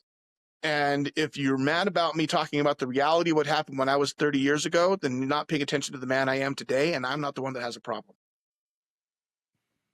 Good on you. You highlight something there that I actually got denigrated for in graduate school in our multicultural class because I dared say that we're probably, while it's nice to acknowledge people's culture, we're probably missing the point when we don't see through the outward behavioral presentation into the soul of a human being, which is something I proudly steal from Christian Conti, who's a longtime friend and mentor. We have a Christian Conti drinking game around here because every time I mention him, I take a drink. But I'm out of my protein shake. But I actually got accused of all the things, imperialism and white supremacy and Yeah. patriarchy, blah blah blah. And to hear you say that you got all those messages from around the world, and that's been my experience since also, because the other podcast I host is an international podcast. It's like no, we quite are similar. And to your point about the kid sitting in front of the therapist, testing the therapist, if I can continue to see through the attacks and realize that's not about me, and see the soul of this human being sitting in front of me with all its limitless capacity and potential, that's how you make authentic connection. You do it through really emotional functioning, not experience. And what is culture but experience, right? So while we want to be sensitive to people's culture, yours was poverty and violence, right? And I actually brought that up in class. I said, well, poverty, because I happen to be working in the rural Nevada areas and working with people in poverty, dirt floors and that kind of thing. And I said, well, poverty is a culture. How come we're only talking about race, sexual orientation, ethnicity, gender? And they're like, well, that's a privileged position, right? It's like, no. This is actually legit. Like, why is poverty not in the book? That's a culture. Guns is a culture, right? There's a culture of firearms people, I actually and think it's that as diverse as it gets. I think that your point is way very profound in the fact that I think that poverty might be a more overlying culture than the other cultures, because if you take those Venn diagrams of cultural experience, poverty and wealth and Class. class and well, and even in the class section, because class gets a bit iffy, because I understand the distinction there between the wealth and the poverty, as that is a class distinction, but in the different stratifications of those, you also have stratification of class within itself too. So Correct. in the poverty Yeah. area, you Fair. have a realm of poverty cultures, let's say, Yes. and the hierarchy thereof. So like you have crackhead culture. crackhead culture is vastly different than like hoarder culture, because hoarder culture is its own thing, and Yeah. it's but in that world, that's all under that poverty culture umbrella. Again, a little Right. maybe a bit splitting hairs with the distinction, but I completely agree that looking at it through those areas to me is much more beneficial than looking at like where you were born and what foods you ate and what music you listened to, because that to me is all those areas of cultural distinction, the where you got talked about for cultural appropriation or like, dismissal or all that yada yada, all those areas to me are all distractionary, because that's just the fun stuff we like to do as people. Everybody likes to do fun stuff, and certain people like to do fun stuff together. So that group of people does fun stuff together that way, and that group of people does fun stuff together that way. But if you stop the fun stuff and everybody's sitting there for a second being a human without their fun stuff next to them, they still have the emotions inside, and all the emotions are universal and omnipresent, where we all feel pain, worthless, happy, sad. We have these emotions regardless of our cultural interpretations and regardless of the food and music that we've been consuming and the religion that we have. We still have these emotions. And that's why And some yeah, cultures choose to want to repress certain elements because they want to shape their culture that way, or enhance certain emotions because they want to go that way. But they're dealing with the clay that is the omnipresent, universal, the human reality that we have these emotions. And yeah, and I want to jump in there because one of those things that you touched on, the emotional functioning, is one of my bailiwicks, and the core emotion that you were experiencing, I think, and correct me if I'm wrong, but I don't think I am, that you were experiencing when you were down in such a low position that you were going to take lives, including your own, is shame. When you live in shame, as Christian Conti says, you tend to act out of shame. And if you think you're a so, no good piece of nothing, then why not hurt others? Because it so doesn't matter. And you elucidated that quite well in your, the mhm. first part of this podcast. I would say yes, but in a way that you might not expect. What happens with Please. shame when you accept it? Well, okay. So neurologically, I would say shame's design is to tell us we fail to meet somebody's expectations, even our own. Guilt then immediately kicks in, which is a different emotion, and says, go fix it. But if you can't Mhm. fix it, you're dwelling in it. So Well, that my take would but say, here's if you here's embrace shame, you say, oh, all right, we failed. Let's move on. well, so But I don't know what you're going to say. but here's a different, because it's slightly deeper than that for it. So when you accept that you are shameful and that you deserve it, and then that is the positive. When you hate yourself so much that your goal is to get everybody else to agree with you. So it wasn't shame. It wasn't shame per se. Right. It was shame does fit, because shame would be, from looking from the outside, that would fit the classification. But from the inside, there wasn't shame or embarrassment. It was ownership and Yeah. acceptance of the reality that that shame was honest. You know what I mean? Like Oh, okay. it was Yeah. seeing that while people would be ashamed to have done this bad thing, I did the bad thing and I am the bad thing. And so the shame doesn't really come into play, because I don't feel bad that it happened, and I'm not trying to make up for it at all or being judged by anybody else. I'm not trying to go against someone. I don't feel that someone else is judging me because I failed. I'm accepting that I'm a failure. It becomes a characterological trait. Yeah. And once you hit that point, that's where the real danger lies. Once you accept that you're the failure, and once you've internalized it to the point where then the dynamic shifts. Then the people coming at you to say that you're the good person, they're the wrong ones. If you tell me Right. that I'm good and I'm worthwhile, then obviously that you're full of crap, because you don't see the real me that I am, and you don't understand, because if you saw who I really am, you'd see the monster. Okay. What clicked then? What shifted that? Because something shifted that and you stopped believing that. Yeah, so here, and that's a good point to go back to the story that I was going to tell when we had that technical difficulty. So the initial part of my story was between 16 and 17. Okay, that leading up to that, going to get to Mike's house, almost getting the gun, staying at Mike's house for a week, never getting the gun. That ended up between 16 and 17. Okay, now we're going to fast forward slightly from that to the night of my 19th birthday. Okay, the night of my 19th birthday, I'm planning on committing suicide. and I'm planning on doing it by overdose. I was tired of being the burden. I had had people intervene in the past. I had Mike intervene and stuff in the past. Was tired of that, but I wanted to end my life because while Mike gave me a frame shift, it didn't change the life. My home was Gotcha. still the Okay. same. Yep. Yep. The Yep. chaos was still the same. The family was still the same. All that stuff was still there. I had just had a spot where I was able to set my feet on the ground and take a breath, and it really was like rolling the clock back on, and like the waves receded. So while almost immediately after that time at Mike's house, I got depressed and ashamed and remorseful of what I had planned, but it was at a normal level. Like the depression went inward instead of outward. Instead of being aggressive towards anybody else, I want to shoot everybody up. And instead it went depressed and inward and ashamed.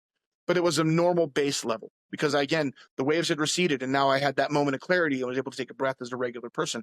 I wasn't lost in that chaotic swirl that I was in before.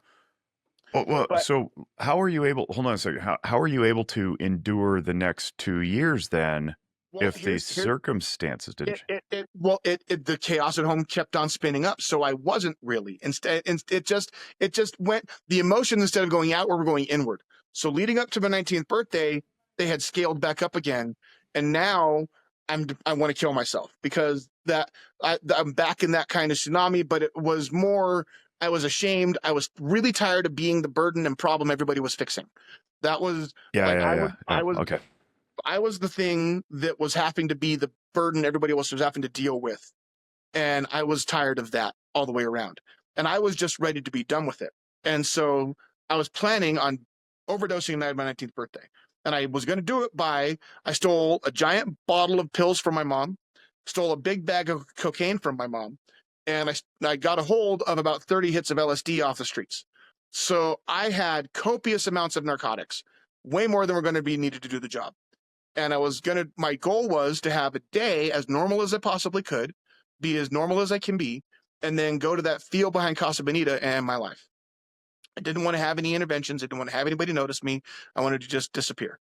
Okay. And so in the daytime, I went to Mike's house because I wanted to have a regular day. I want to spend it with my favorite people. So I went to Mike's house. Now, Mike is a social creature himself. He has a social circle, and he was going to art school at the time. And one of his friends was a girl named Amber. And they weren't dating or anything. They were just buddies. But we would go over to Amber's house every now and then and watch movies, listen to music, hang out. And so when I got to Mike's house, he's like, hey, we're going to kick it at Amber's today. I'm like, right on. That's a great plan. I'm going to go spend it with two of my favorite people, have a great last day. Then I'm going to go back to that field behind Casa Bonita and end my life. And that was the plan. And so we get there, and that wasn't what I walked into at all. I walked into a surprise birthday party for me. I walked into about 14 people singing happy birthday. Amber had baked a blueberry peach pie. There was a bunch of decorations put up. And so I walked past her and I dropped all the drugs in the toilet. And that was the last time I ever tried to kill myself. But you know what's really great about that story is that when we left Mike's house, there was no party for me. We left Mike's house and Mike called ahead, said, hey, I got Aaron in the car. It's his birthday today.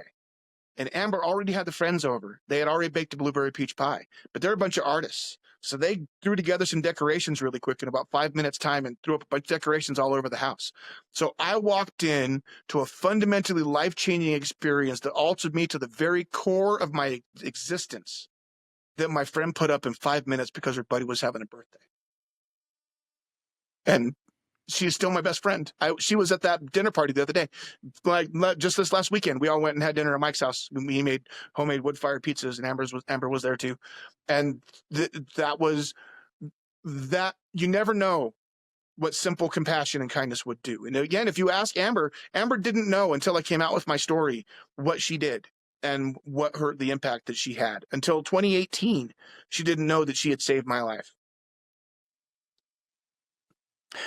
Did that change your relationship now as adults? Yeah. Nowadays, well, it just made it deeper and better. I actually had the honor of, I got to give my second TED Talk a couple months ago. And in that, I told that story. And I had the honor of bringing her up on stage and thanking her on the TED Talk. And so I actually got to bring her up, thank her publicly. And she even brought me a blueberry peach pie to the event. So it was cool. That's awesome. I had to bring her and her mom there. So yeah, it was fun. So yeah, that then started me on a process. Okay, so that was like the first like light coming in. like finally seeing that maybe I'm worth more than I think I am. And maybe there's more to this than I could maybe I can maybe do more with life than just be the bottom of crap and be the stuff that's scraped off your shoe. That maybe I'm not seeing myself correctly. And that was the first sign of that. Okay. So that then started this process. About 6 months after that, at the time, I'm working. My mom is managing a Veterans of Foreign Wars bar in Denver. And again, she's my mom. So even though we didn't get along, we fought constantly, all the abuse, she's still my mom. How are you going to get away from that? That like it's a mom. I didn't get fully her hooks out of me till my mid 30s. And so the she was working at a Veterans of Foreign Wars bar. I had got a job there as a bartender. And so one night we're standing there working. It's Friday night, and my family's on the other side of the bar, and my aunt's there, and she's one of the ones who smoked crack in front of me. She tried to molest me when I was younger. All terrible, terrible things. And she's standing there at the side of the bar, and offhand, she's in the middle of a conversation. She says, "Oh, Aaron, you know you love me." And I just stopped and said, "No, I don't." And I didn't mean to say that. I did. It just came out of me, and I said, "No, I don't." She said, "What?" I said, "No, I don't actually love you. You tried to molest me. You tried to kill yourself when you were younger. Like, I don't actually love you, and I'm done." And she blew up. She started screaming, started yelling. To me, it just heard static. It was like white noise, and it was like an anvil jumped off my chest, like instant relief. And so I went home and I like reassessed. I'm like, wow, that was something. Something really happened there. And so I decided I went on a process that I call acknowledgement, where I went to the people that hurt me and I told them my feelings. And I did it specifically. It was really important to not do it in a retaliatory way, to not do it in a way that said, "You hurt me and you need to pay for it. And you caused me pain and now you need to deal with it." I didn't do any of that. It was, "You hurt me, you abused me, our relationship has fundamentally changed. I don't actually love you and I'm done." And I would walk away. Had nothing to do with their response. Had to do with getting it off of my chest. It had to do with getting it out of my heart to let them know how I feel.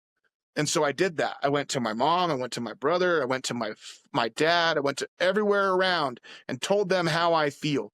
And so now I can comfortably sit and say that I never have the worry about, man, I wish they knew how I felt about it. Like they all know.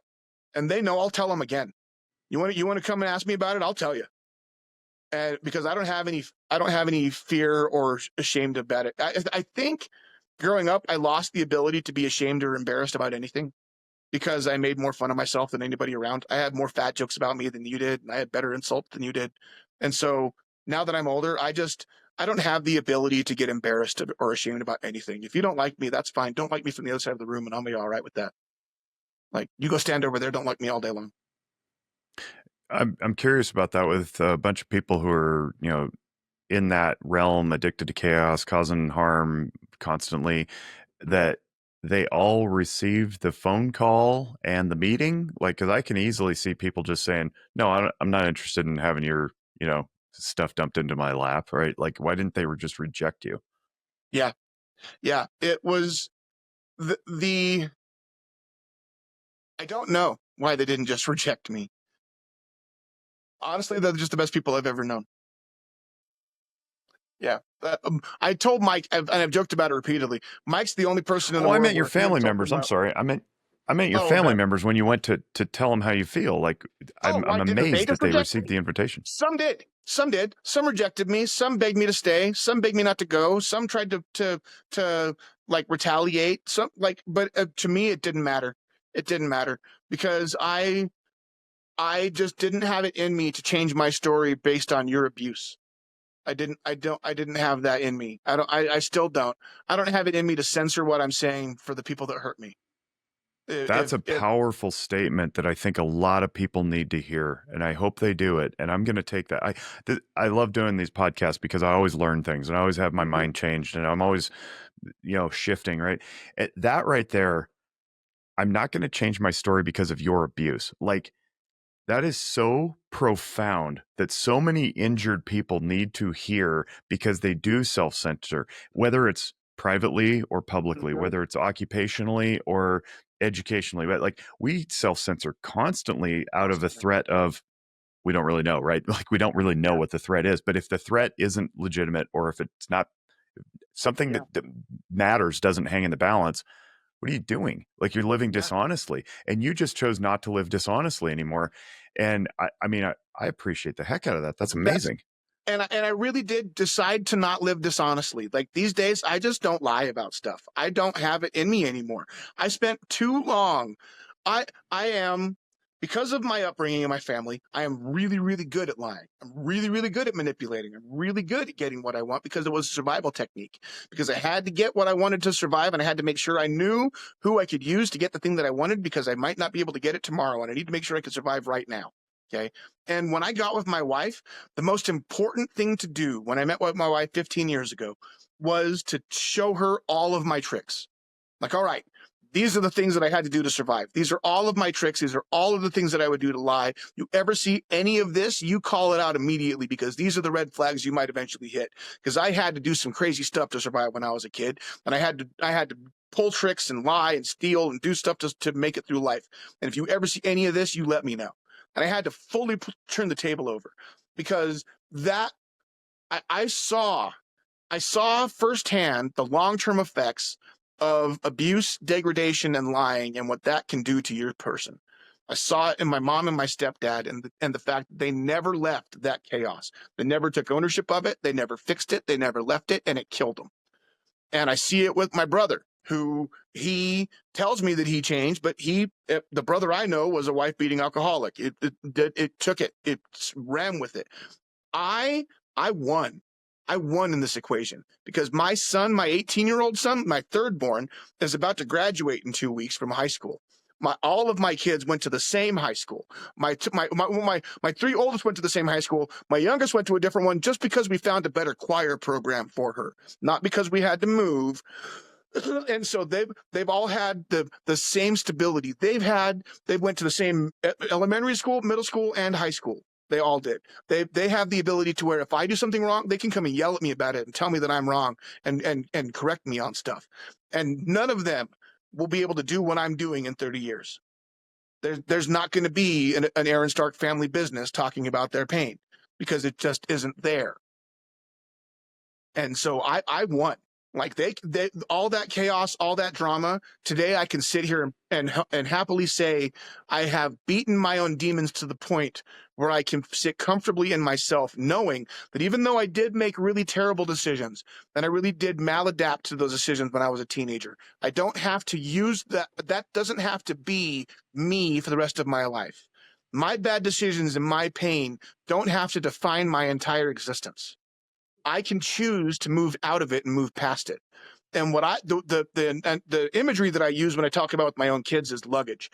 The past is like luggage. You can carry around your luggage with you, and you can drag your bag behind your back, and you can have it drag on the ground, and the handle will break off, and the latch will pop open, and your shirt will spill all over the ground, and you got to turn around and pick up all your luggage again. It's going to make your arms tired. It's going to make the ground scrape, all that stuff. Or you can set your bag down. You can walk away. That doesn't mean you're leaving it around. You can turn around and grab a shirt if you want to grab a shirt. It's sitting right there. But you don't have to carry it with you all day long, every day. You don't have to be your pain. You can be who you are and change and shift. The only thing we really are is change. The only thing constant in life is change. The only thing certain is that tomorrow is going to be different than today. It might not be better and it might not be worse, but it will be different than today. So I have a choice. I can either choose to resist that change and get beaten down by that change and turned into rocks on the beach and just worn down like pebbles, or I can adapt with that change and turn into the water itself and shift and move with the world. So I choose to be the change. I know a little bit about what public accountability does to hold you honest, right? But until 2018, you didn't necessarily have that. How often prior to then or since then do you still, because you front loaded your wife, right? How often do you still have the temptations to cheat, manipulate, cut corners? I don't anymore, because these days here's the coolest thing what's happened to my world. Here's the light that I see these days, and why it's so profound and so deep ingrained in me now. I spent 35 years Okay, I'm 46 now, so 38 years. I spent 38 years being probably the smartest guy in the group that I was in because I read a lot and I knew a lot of stuff. So I always thought I was the smartest guy. I could have a better insult and a better quick comeback, and I could make a trollish comment. I could be a big fish in that little tiny pond. Okay, I could be a smart guy in that little tiny pond, and it didn't get me anywhere. It didn't do anything for me. It just made me hate myself because I was lying constantly, and I was constantly having to hold up all these different manipulations and living with the shit that my family went through, and all of that stuff that compounded onto it. Okay, and when I finally came out with my story, I believe I experienced what is ego death. I had to completely let go of everything that I was and reassess all of my personality from the bare bottom. I had to become to grips with the fact that I'm being seen by millions across the world about my most deep and personal story possible. And then I'm going to go in front of groups of strangers, and with no net, I don't have any slides. I don't have anything but me and a microphone. I get up there and I tell them my story, and then I take live questions from the audience and let them poke and prod and peel back the scabs and poke there some more and try to get deeper into it. And every single time I do it, I cry. Every single time I do it. And so I do that because the power that comes from that has shown me that the honesty is really the only way to go. The once that transformation happened and I had that ego death and I was able to establish with who I am, I realized that the more honest and real I am, the more impactful, real, and tangible my entire world is. I not only in the weird celebrity-ish thing where I'm helping people across the world and I get to tell people and I get real stories from them and help counseling, and that's all really fantastic. But on a more grounded human level, on a base family level, being honest and real with your emotions makes everything else around you just get a lot easier. It makes everything go. You stop having to scaffold on lies. You stop having to double check your stories. I don't have to worry about, well, if I told you that story, was that really the true story? Do I have to lie about, was that someone else's story? No, if I told you something 3 weeks ago, that was the truth coming out of my head. And I'm going to tell you again now because it's the truth coming out of me. There's no reason for those lies and deception because the truth really has set me free. It It's truly less has. taxing on the body for sure. Yeah. Less taxing on the body. Well, and then to top it off, I also changed my entire physical sense the same time I came out with my story with publicly, because in 2018 I was 500 pounds. I was 500. 500 pounds. Wow. 478 to be specific was my highest. And so I was 478 pounds. I had a really bad cellulitis infection in my leg to the point where I was chair ridden. They almost wanted to amputate my leg because of the infection. It was that bad. And I was so unhealthy, I had a heart attack at 38 years old. Okay. And I had to buy $1,000 motorized recliner chair to fit because I was breaking the couches that I was sitting on. And so I'm sitting in this chair at 38 years old. This is shortly before I came out with my story. Sitting in the chair at 38 years old, and I'm wallowing in depression, as close to the depression back when I was a teenager as I've ever been. And I'm just sitting because I couldn't get out of the chair. I couldn't even clean myself. I had to have my son help me wipe myself. It was that bad. And I'm depressed completely, thinking that I'm worthless because now I don't even have any prospect of future because now my leg might be gone. And like, I'm all the way depressed. So I'm sitting there like wallowing. I just want to crawl into a hole and I just want to die. And my oldest daughter, the same one who I was having a conversation with, her name's Katie, and she's fantastic. My oldest daughter, she jumped up in front of me. She said, "No, you're not. You're going to get yourself better. You're going to fix yourself. You're going to be the dad I deserve because I need a dad and you're it. And you're going to be my dad and I need him right now. And you're going to make yourself better today." And I said, "Okay."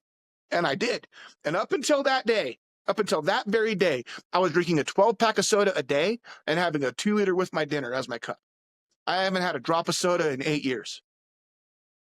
I immediately went on a diet plan. I lost 100 pounds from weight loss just from diet. Then I went and had gastric sleeve surgery, lost another 100 pounds from gastric sleeve surgery. So now I'm right about 300 pounds because I need to lose another 20 because I've been eating too much after the holidays. But I lost an entire person of weight. And so, and I did it at the exact same time I came out with my story. So on stage of my first TED Talk, under my shirt are my weight loss surgery bandages. So like these days, I am absolutely invulnerable to insults, and I am invulnerable to that kind of criticism, because not only am I helping people across the world by being as honest and real as I possibly can be about my life, but I lost an entire person of weight. So you better get your game up. You want to insult me? Do you have a spiritual faith? I do not, but, and this is, so my wife is a believer. I'm very much an atheist. I've always been very much an atheist, very much science minded. But we just recently had a cool kind of not come to Jesus meeting, a confluence of ideas where I think, and this is again small tangent. If you notice, I tangent a lot. I think that I've chanced upon a atheist description of what a soul might possibly be. You're really committed to the atheism. Yeah, but I am. yes, hear it. Let's hear it. So an atom is a tiny nucleus surrounded by oscillating energy fields of various sizes of electrons. Okay. Yes. And if you scale that up to a size where we could see it, if the atom was the size of your car, or the nucleus was the size of your car, the oscillating energy fields could well be the size of the known universe because of how big, scale-wise, between the actual piece of matter at the bottom and the energy field of the electrons surrounding it. All right. So if we are all stacks of atoms, which are 99% resident energy fields, then that stands to field meant that we are 99% resident energy fields, because that's how the maths out. Now, if you take some physics into that fact, and the only thing that makes my hand, if I slap my hand on a table, that makes my hand not be able to pass through that table is the different vibrations of the atoms of my hand and that table. Those are the vibrational frequency of the two causes a friction that makes the atoms not be able to penetrate on an electronic level. They can't move past the electrons barrier. Okay. I can't remember I'm using the wrong term for electron barrier, but the same scientific thing applies. There's a barrier that happens. Think of the light and frost field, but again, it could be wrong. So mass per se blocks the hand. It's the space energy, between the space between the atoms, and they vibrate at different levels, and so they can't interact. And we know this scientifically because if we can precisely match the vibrational frequencies of things, we can make them pass through each other. They've done that in laboratories. Vibrational welding is the thing. There was a classic accident in the early age of the nuclear age when they had a submarine where the nuclear reactor kind of went haywire and people like melted their feet into the boat. Like it like stuck the people to the metal. And so that's a physics act there. So if vibration is keeping me separate from the other things, and I'm composed of a stack of resonant atoms that are all vibrating at a certain frequency, if the vibrational frequency that is me is resonating as Aaron, why wouldn't that be considered a soul? Sure. Yeah, it fits the exact same definition as every other definition of a soul. Yeah, it doesn't give a lot of credibility to the reincarnation theory. Nope. Because it if doesn't. you expire, you can't be recreated. My view of spirituality as a whole is I look at the world, picture the earth as a ball of water. And everything on that ball of water, whether it's a person or a giraffe or a blade of grass, is an icicle formed out of that water. Okay. It forms out of that water, shaped into the icicle. And as it's an icicle, it's individual and distinct from all others. It's living its own unique existence. It's gathering the dirt and debris of existence. It has its own shape, its own form. It's completely individual and distinct from every other living thing on the planet, every other shard of ice formed off of that ball.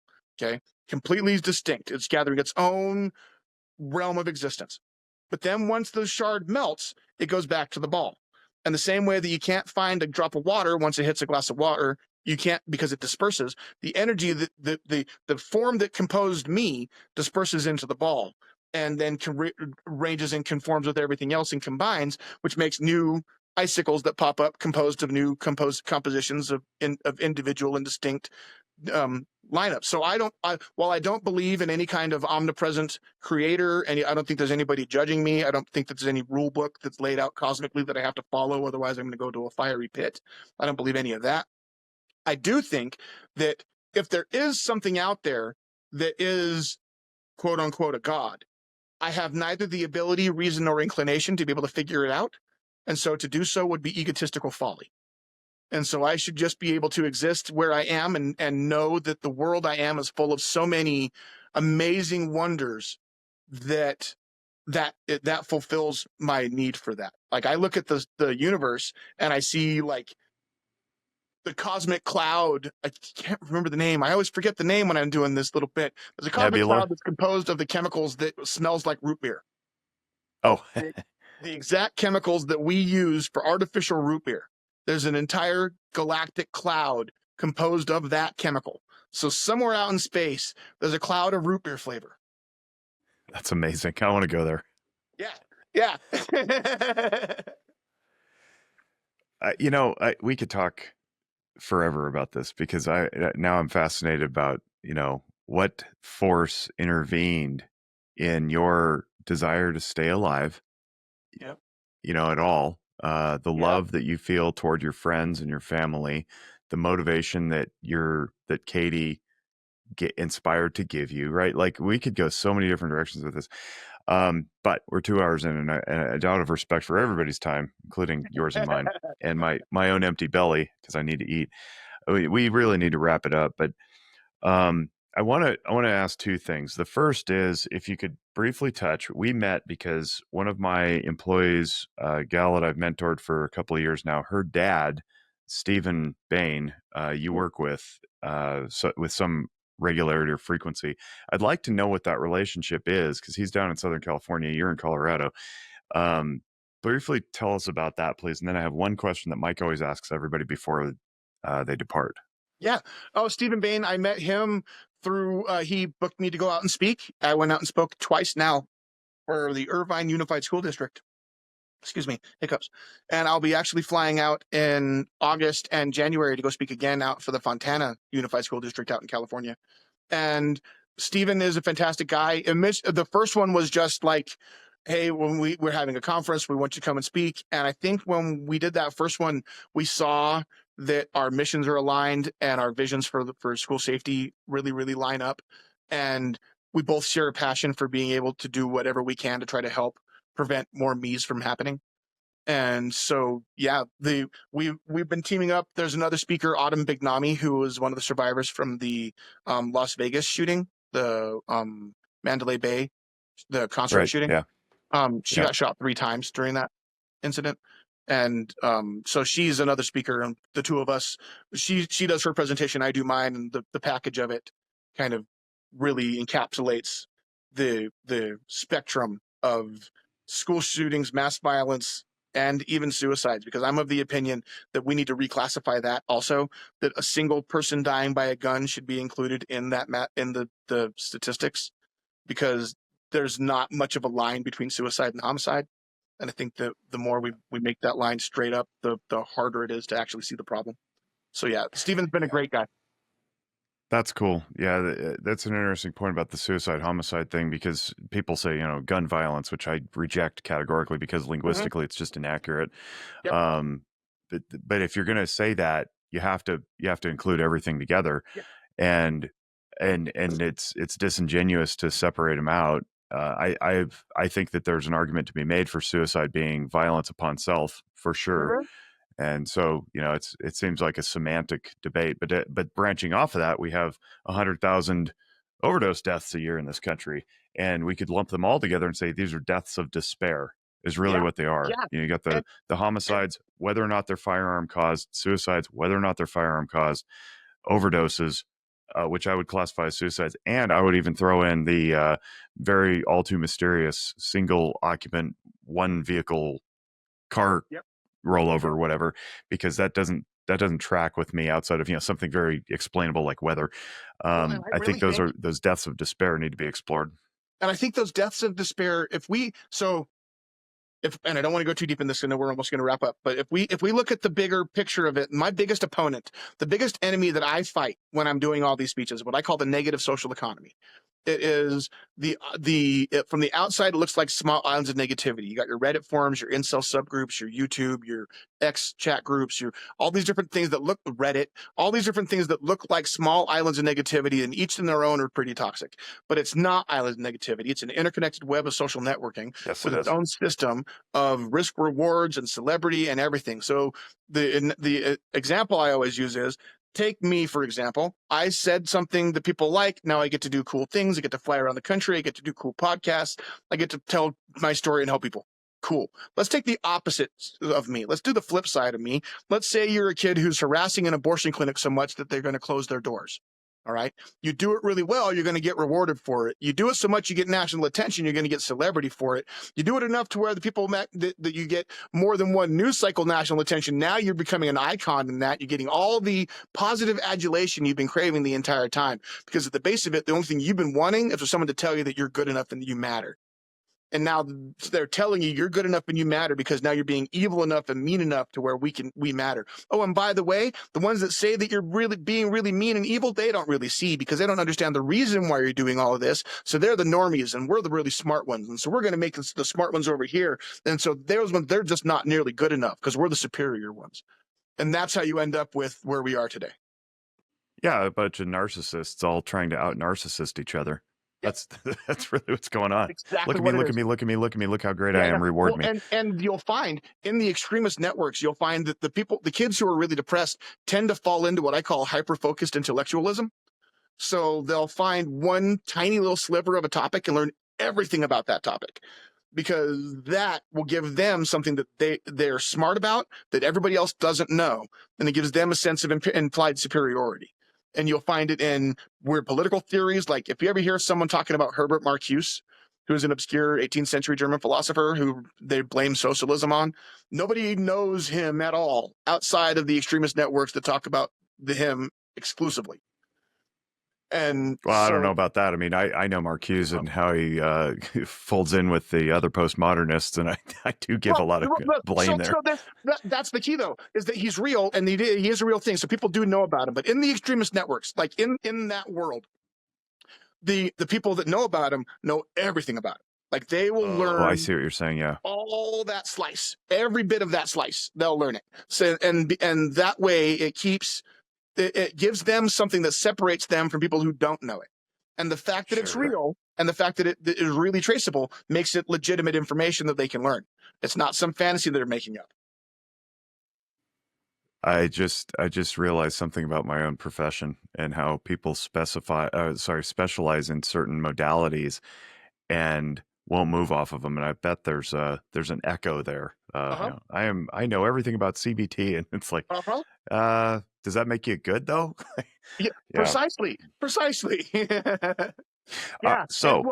And for the kid, it's a protective measure. For me, it was comic books. I learned everything about comic books because if I knew about it, then I had something that was mine and real. And that negative social economy uses that phenomenon to grab people up and be like, okay, cool. We know all about that too. They don't know about this because they're not as cool as we are, but we know it. So we're going to bring you in here. And it's a weird intellectual recruiting tactic. All right. So on that note, Mike always asks, and I love it, how do you tend to your mental health? So I love long walks. I love really long walks, especially after losing all my weight. When at my highest, I was so heavy I couldn't walk through a Walmart without stopping twice to rest. And now I measure my walks by horizons. So I look as far as I can look and I walk that far and do that like 4 times. And so that's how I walk these days. So I'll go for really long walks and sing along with music, and lots of family time. I'm huge on family. I use what happened in my life as exact examples of how to parent my own children. I just do the opposite. So if I tell them I love them so much, it's annoying. I'm at every game. I'm at every sports event. They have all their friends can come over and hang out at the house. Like when I come home from events, I'll walk into a herd of like 10 teenagers and maybe I'll know 2 of them, and that's totally fine. Like we awesome. are the safe place. And so, yeah, I just do the opposite because I won. That's cool. Well, and congratulations on your victory, and your ongoing victory. It's not an arrival point. It's a checkpoint. It is. Well, thank you Thanks for doing what you do. Thanks for taking the time. I know I appreciate it. Like I said, I'm always learning new stuff, and you definitely helped expand my own horizons. And I know Mike will appreciate this too. And uh, it was just great talking to you because, like I said, we could talk about lots of things for a long time because you're a super smart guy who's read a lot and can articulate his points well. And that's just always enjoyable. So thank you. And on behalf of our entire Walk the Talk America family and all of our platinum sponsors, and of course, Kevin Barry behind the scenes navigating all the technical difficulties as well as he has, we wish you all great mental wellness. Bye bye.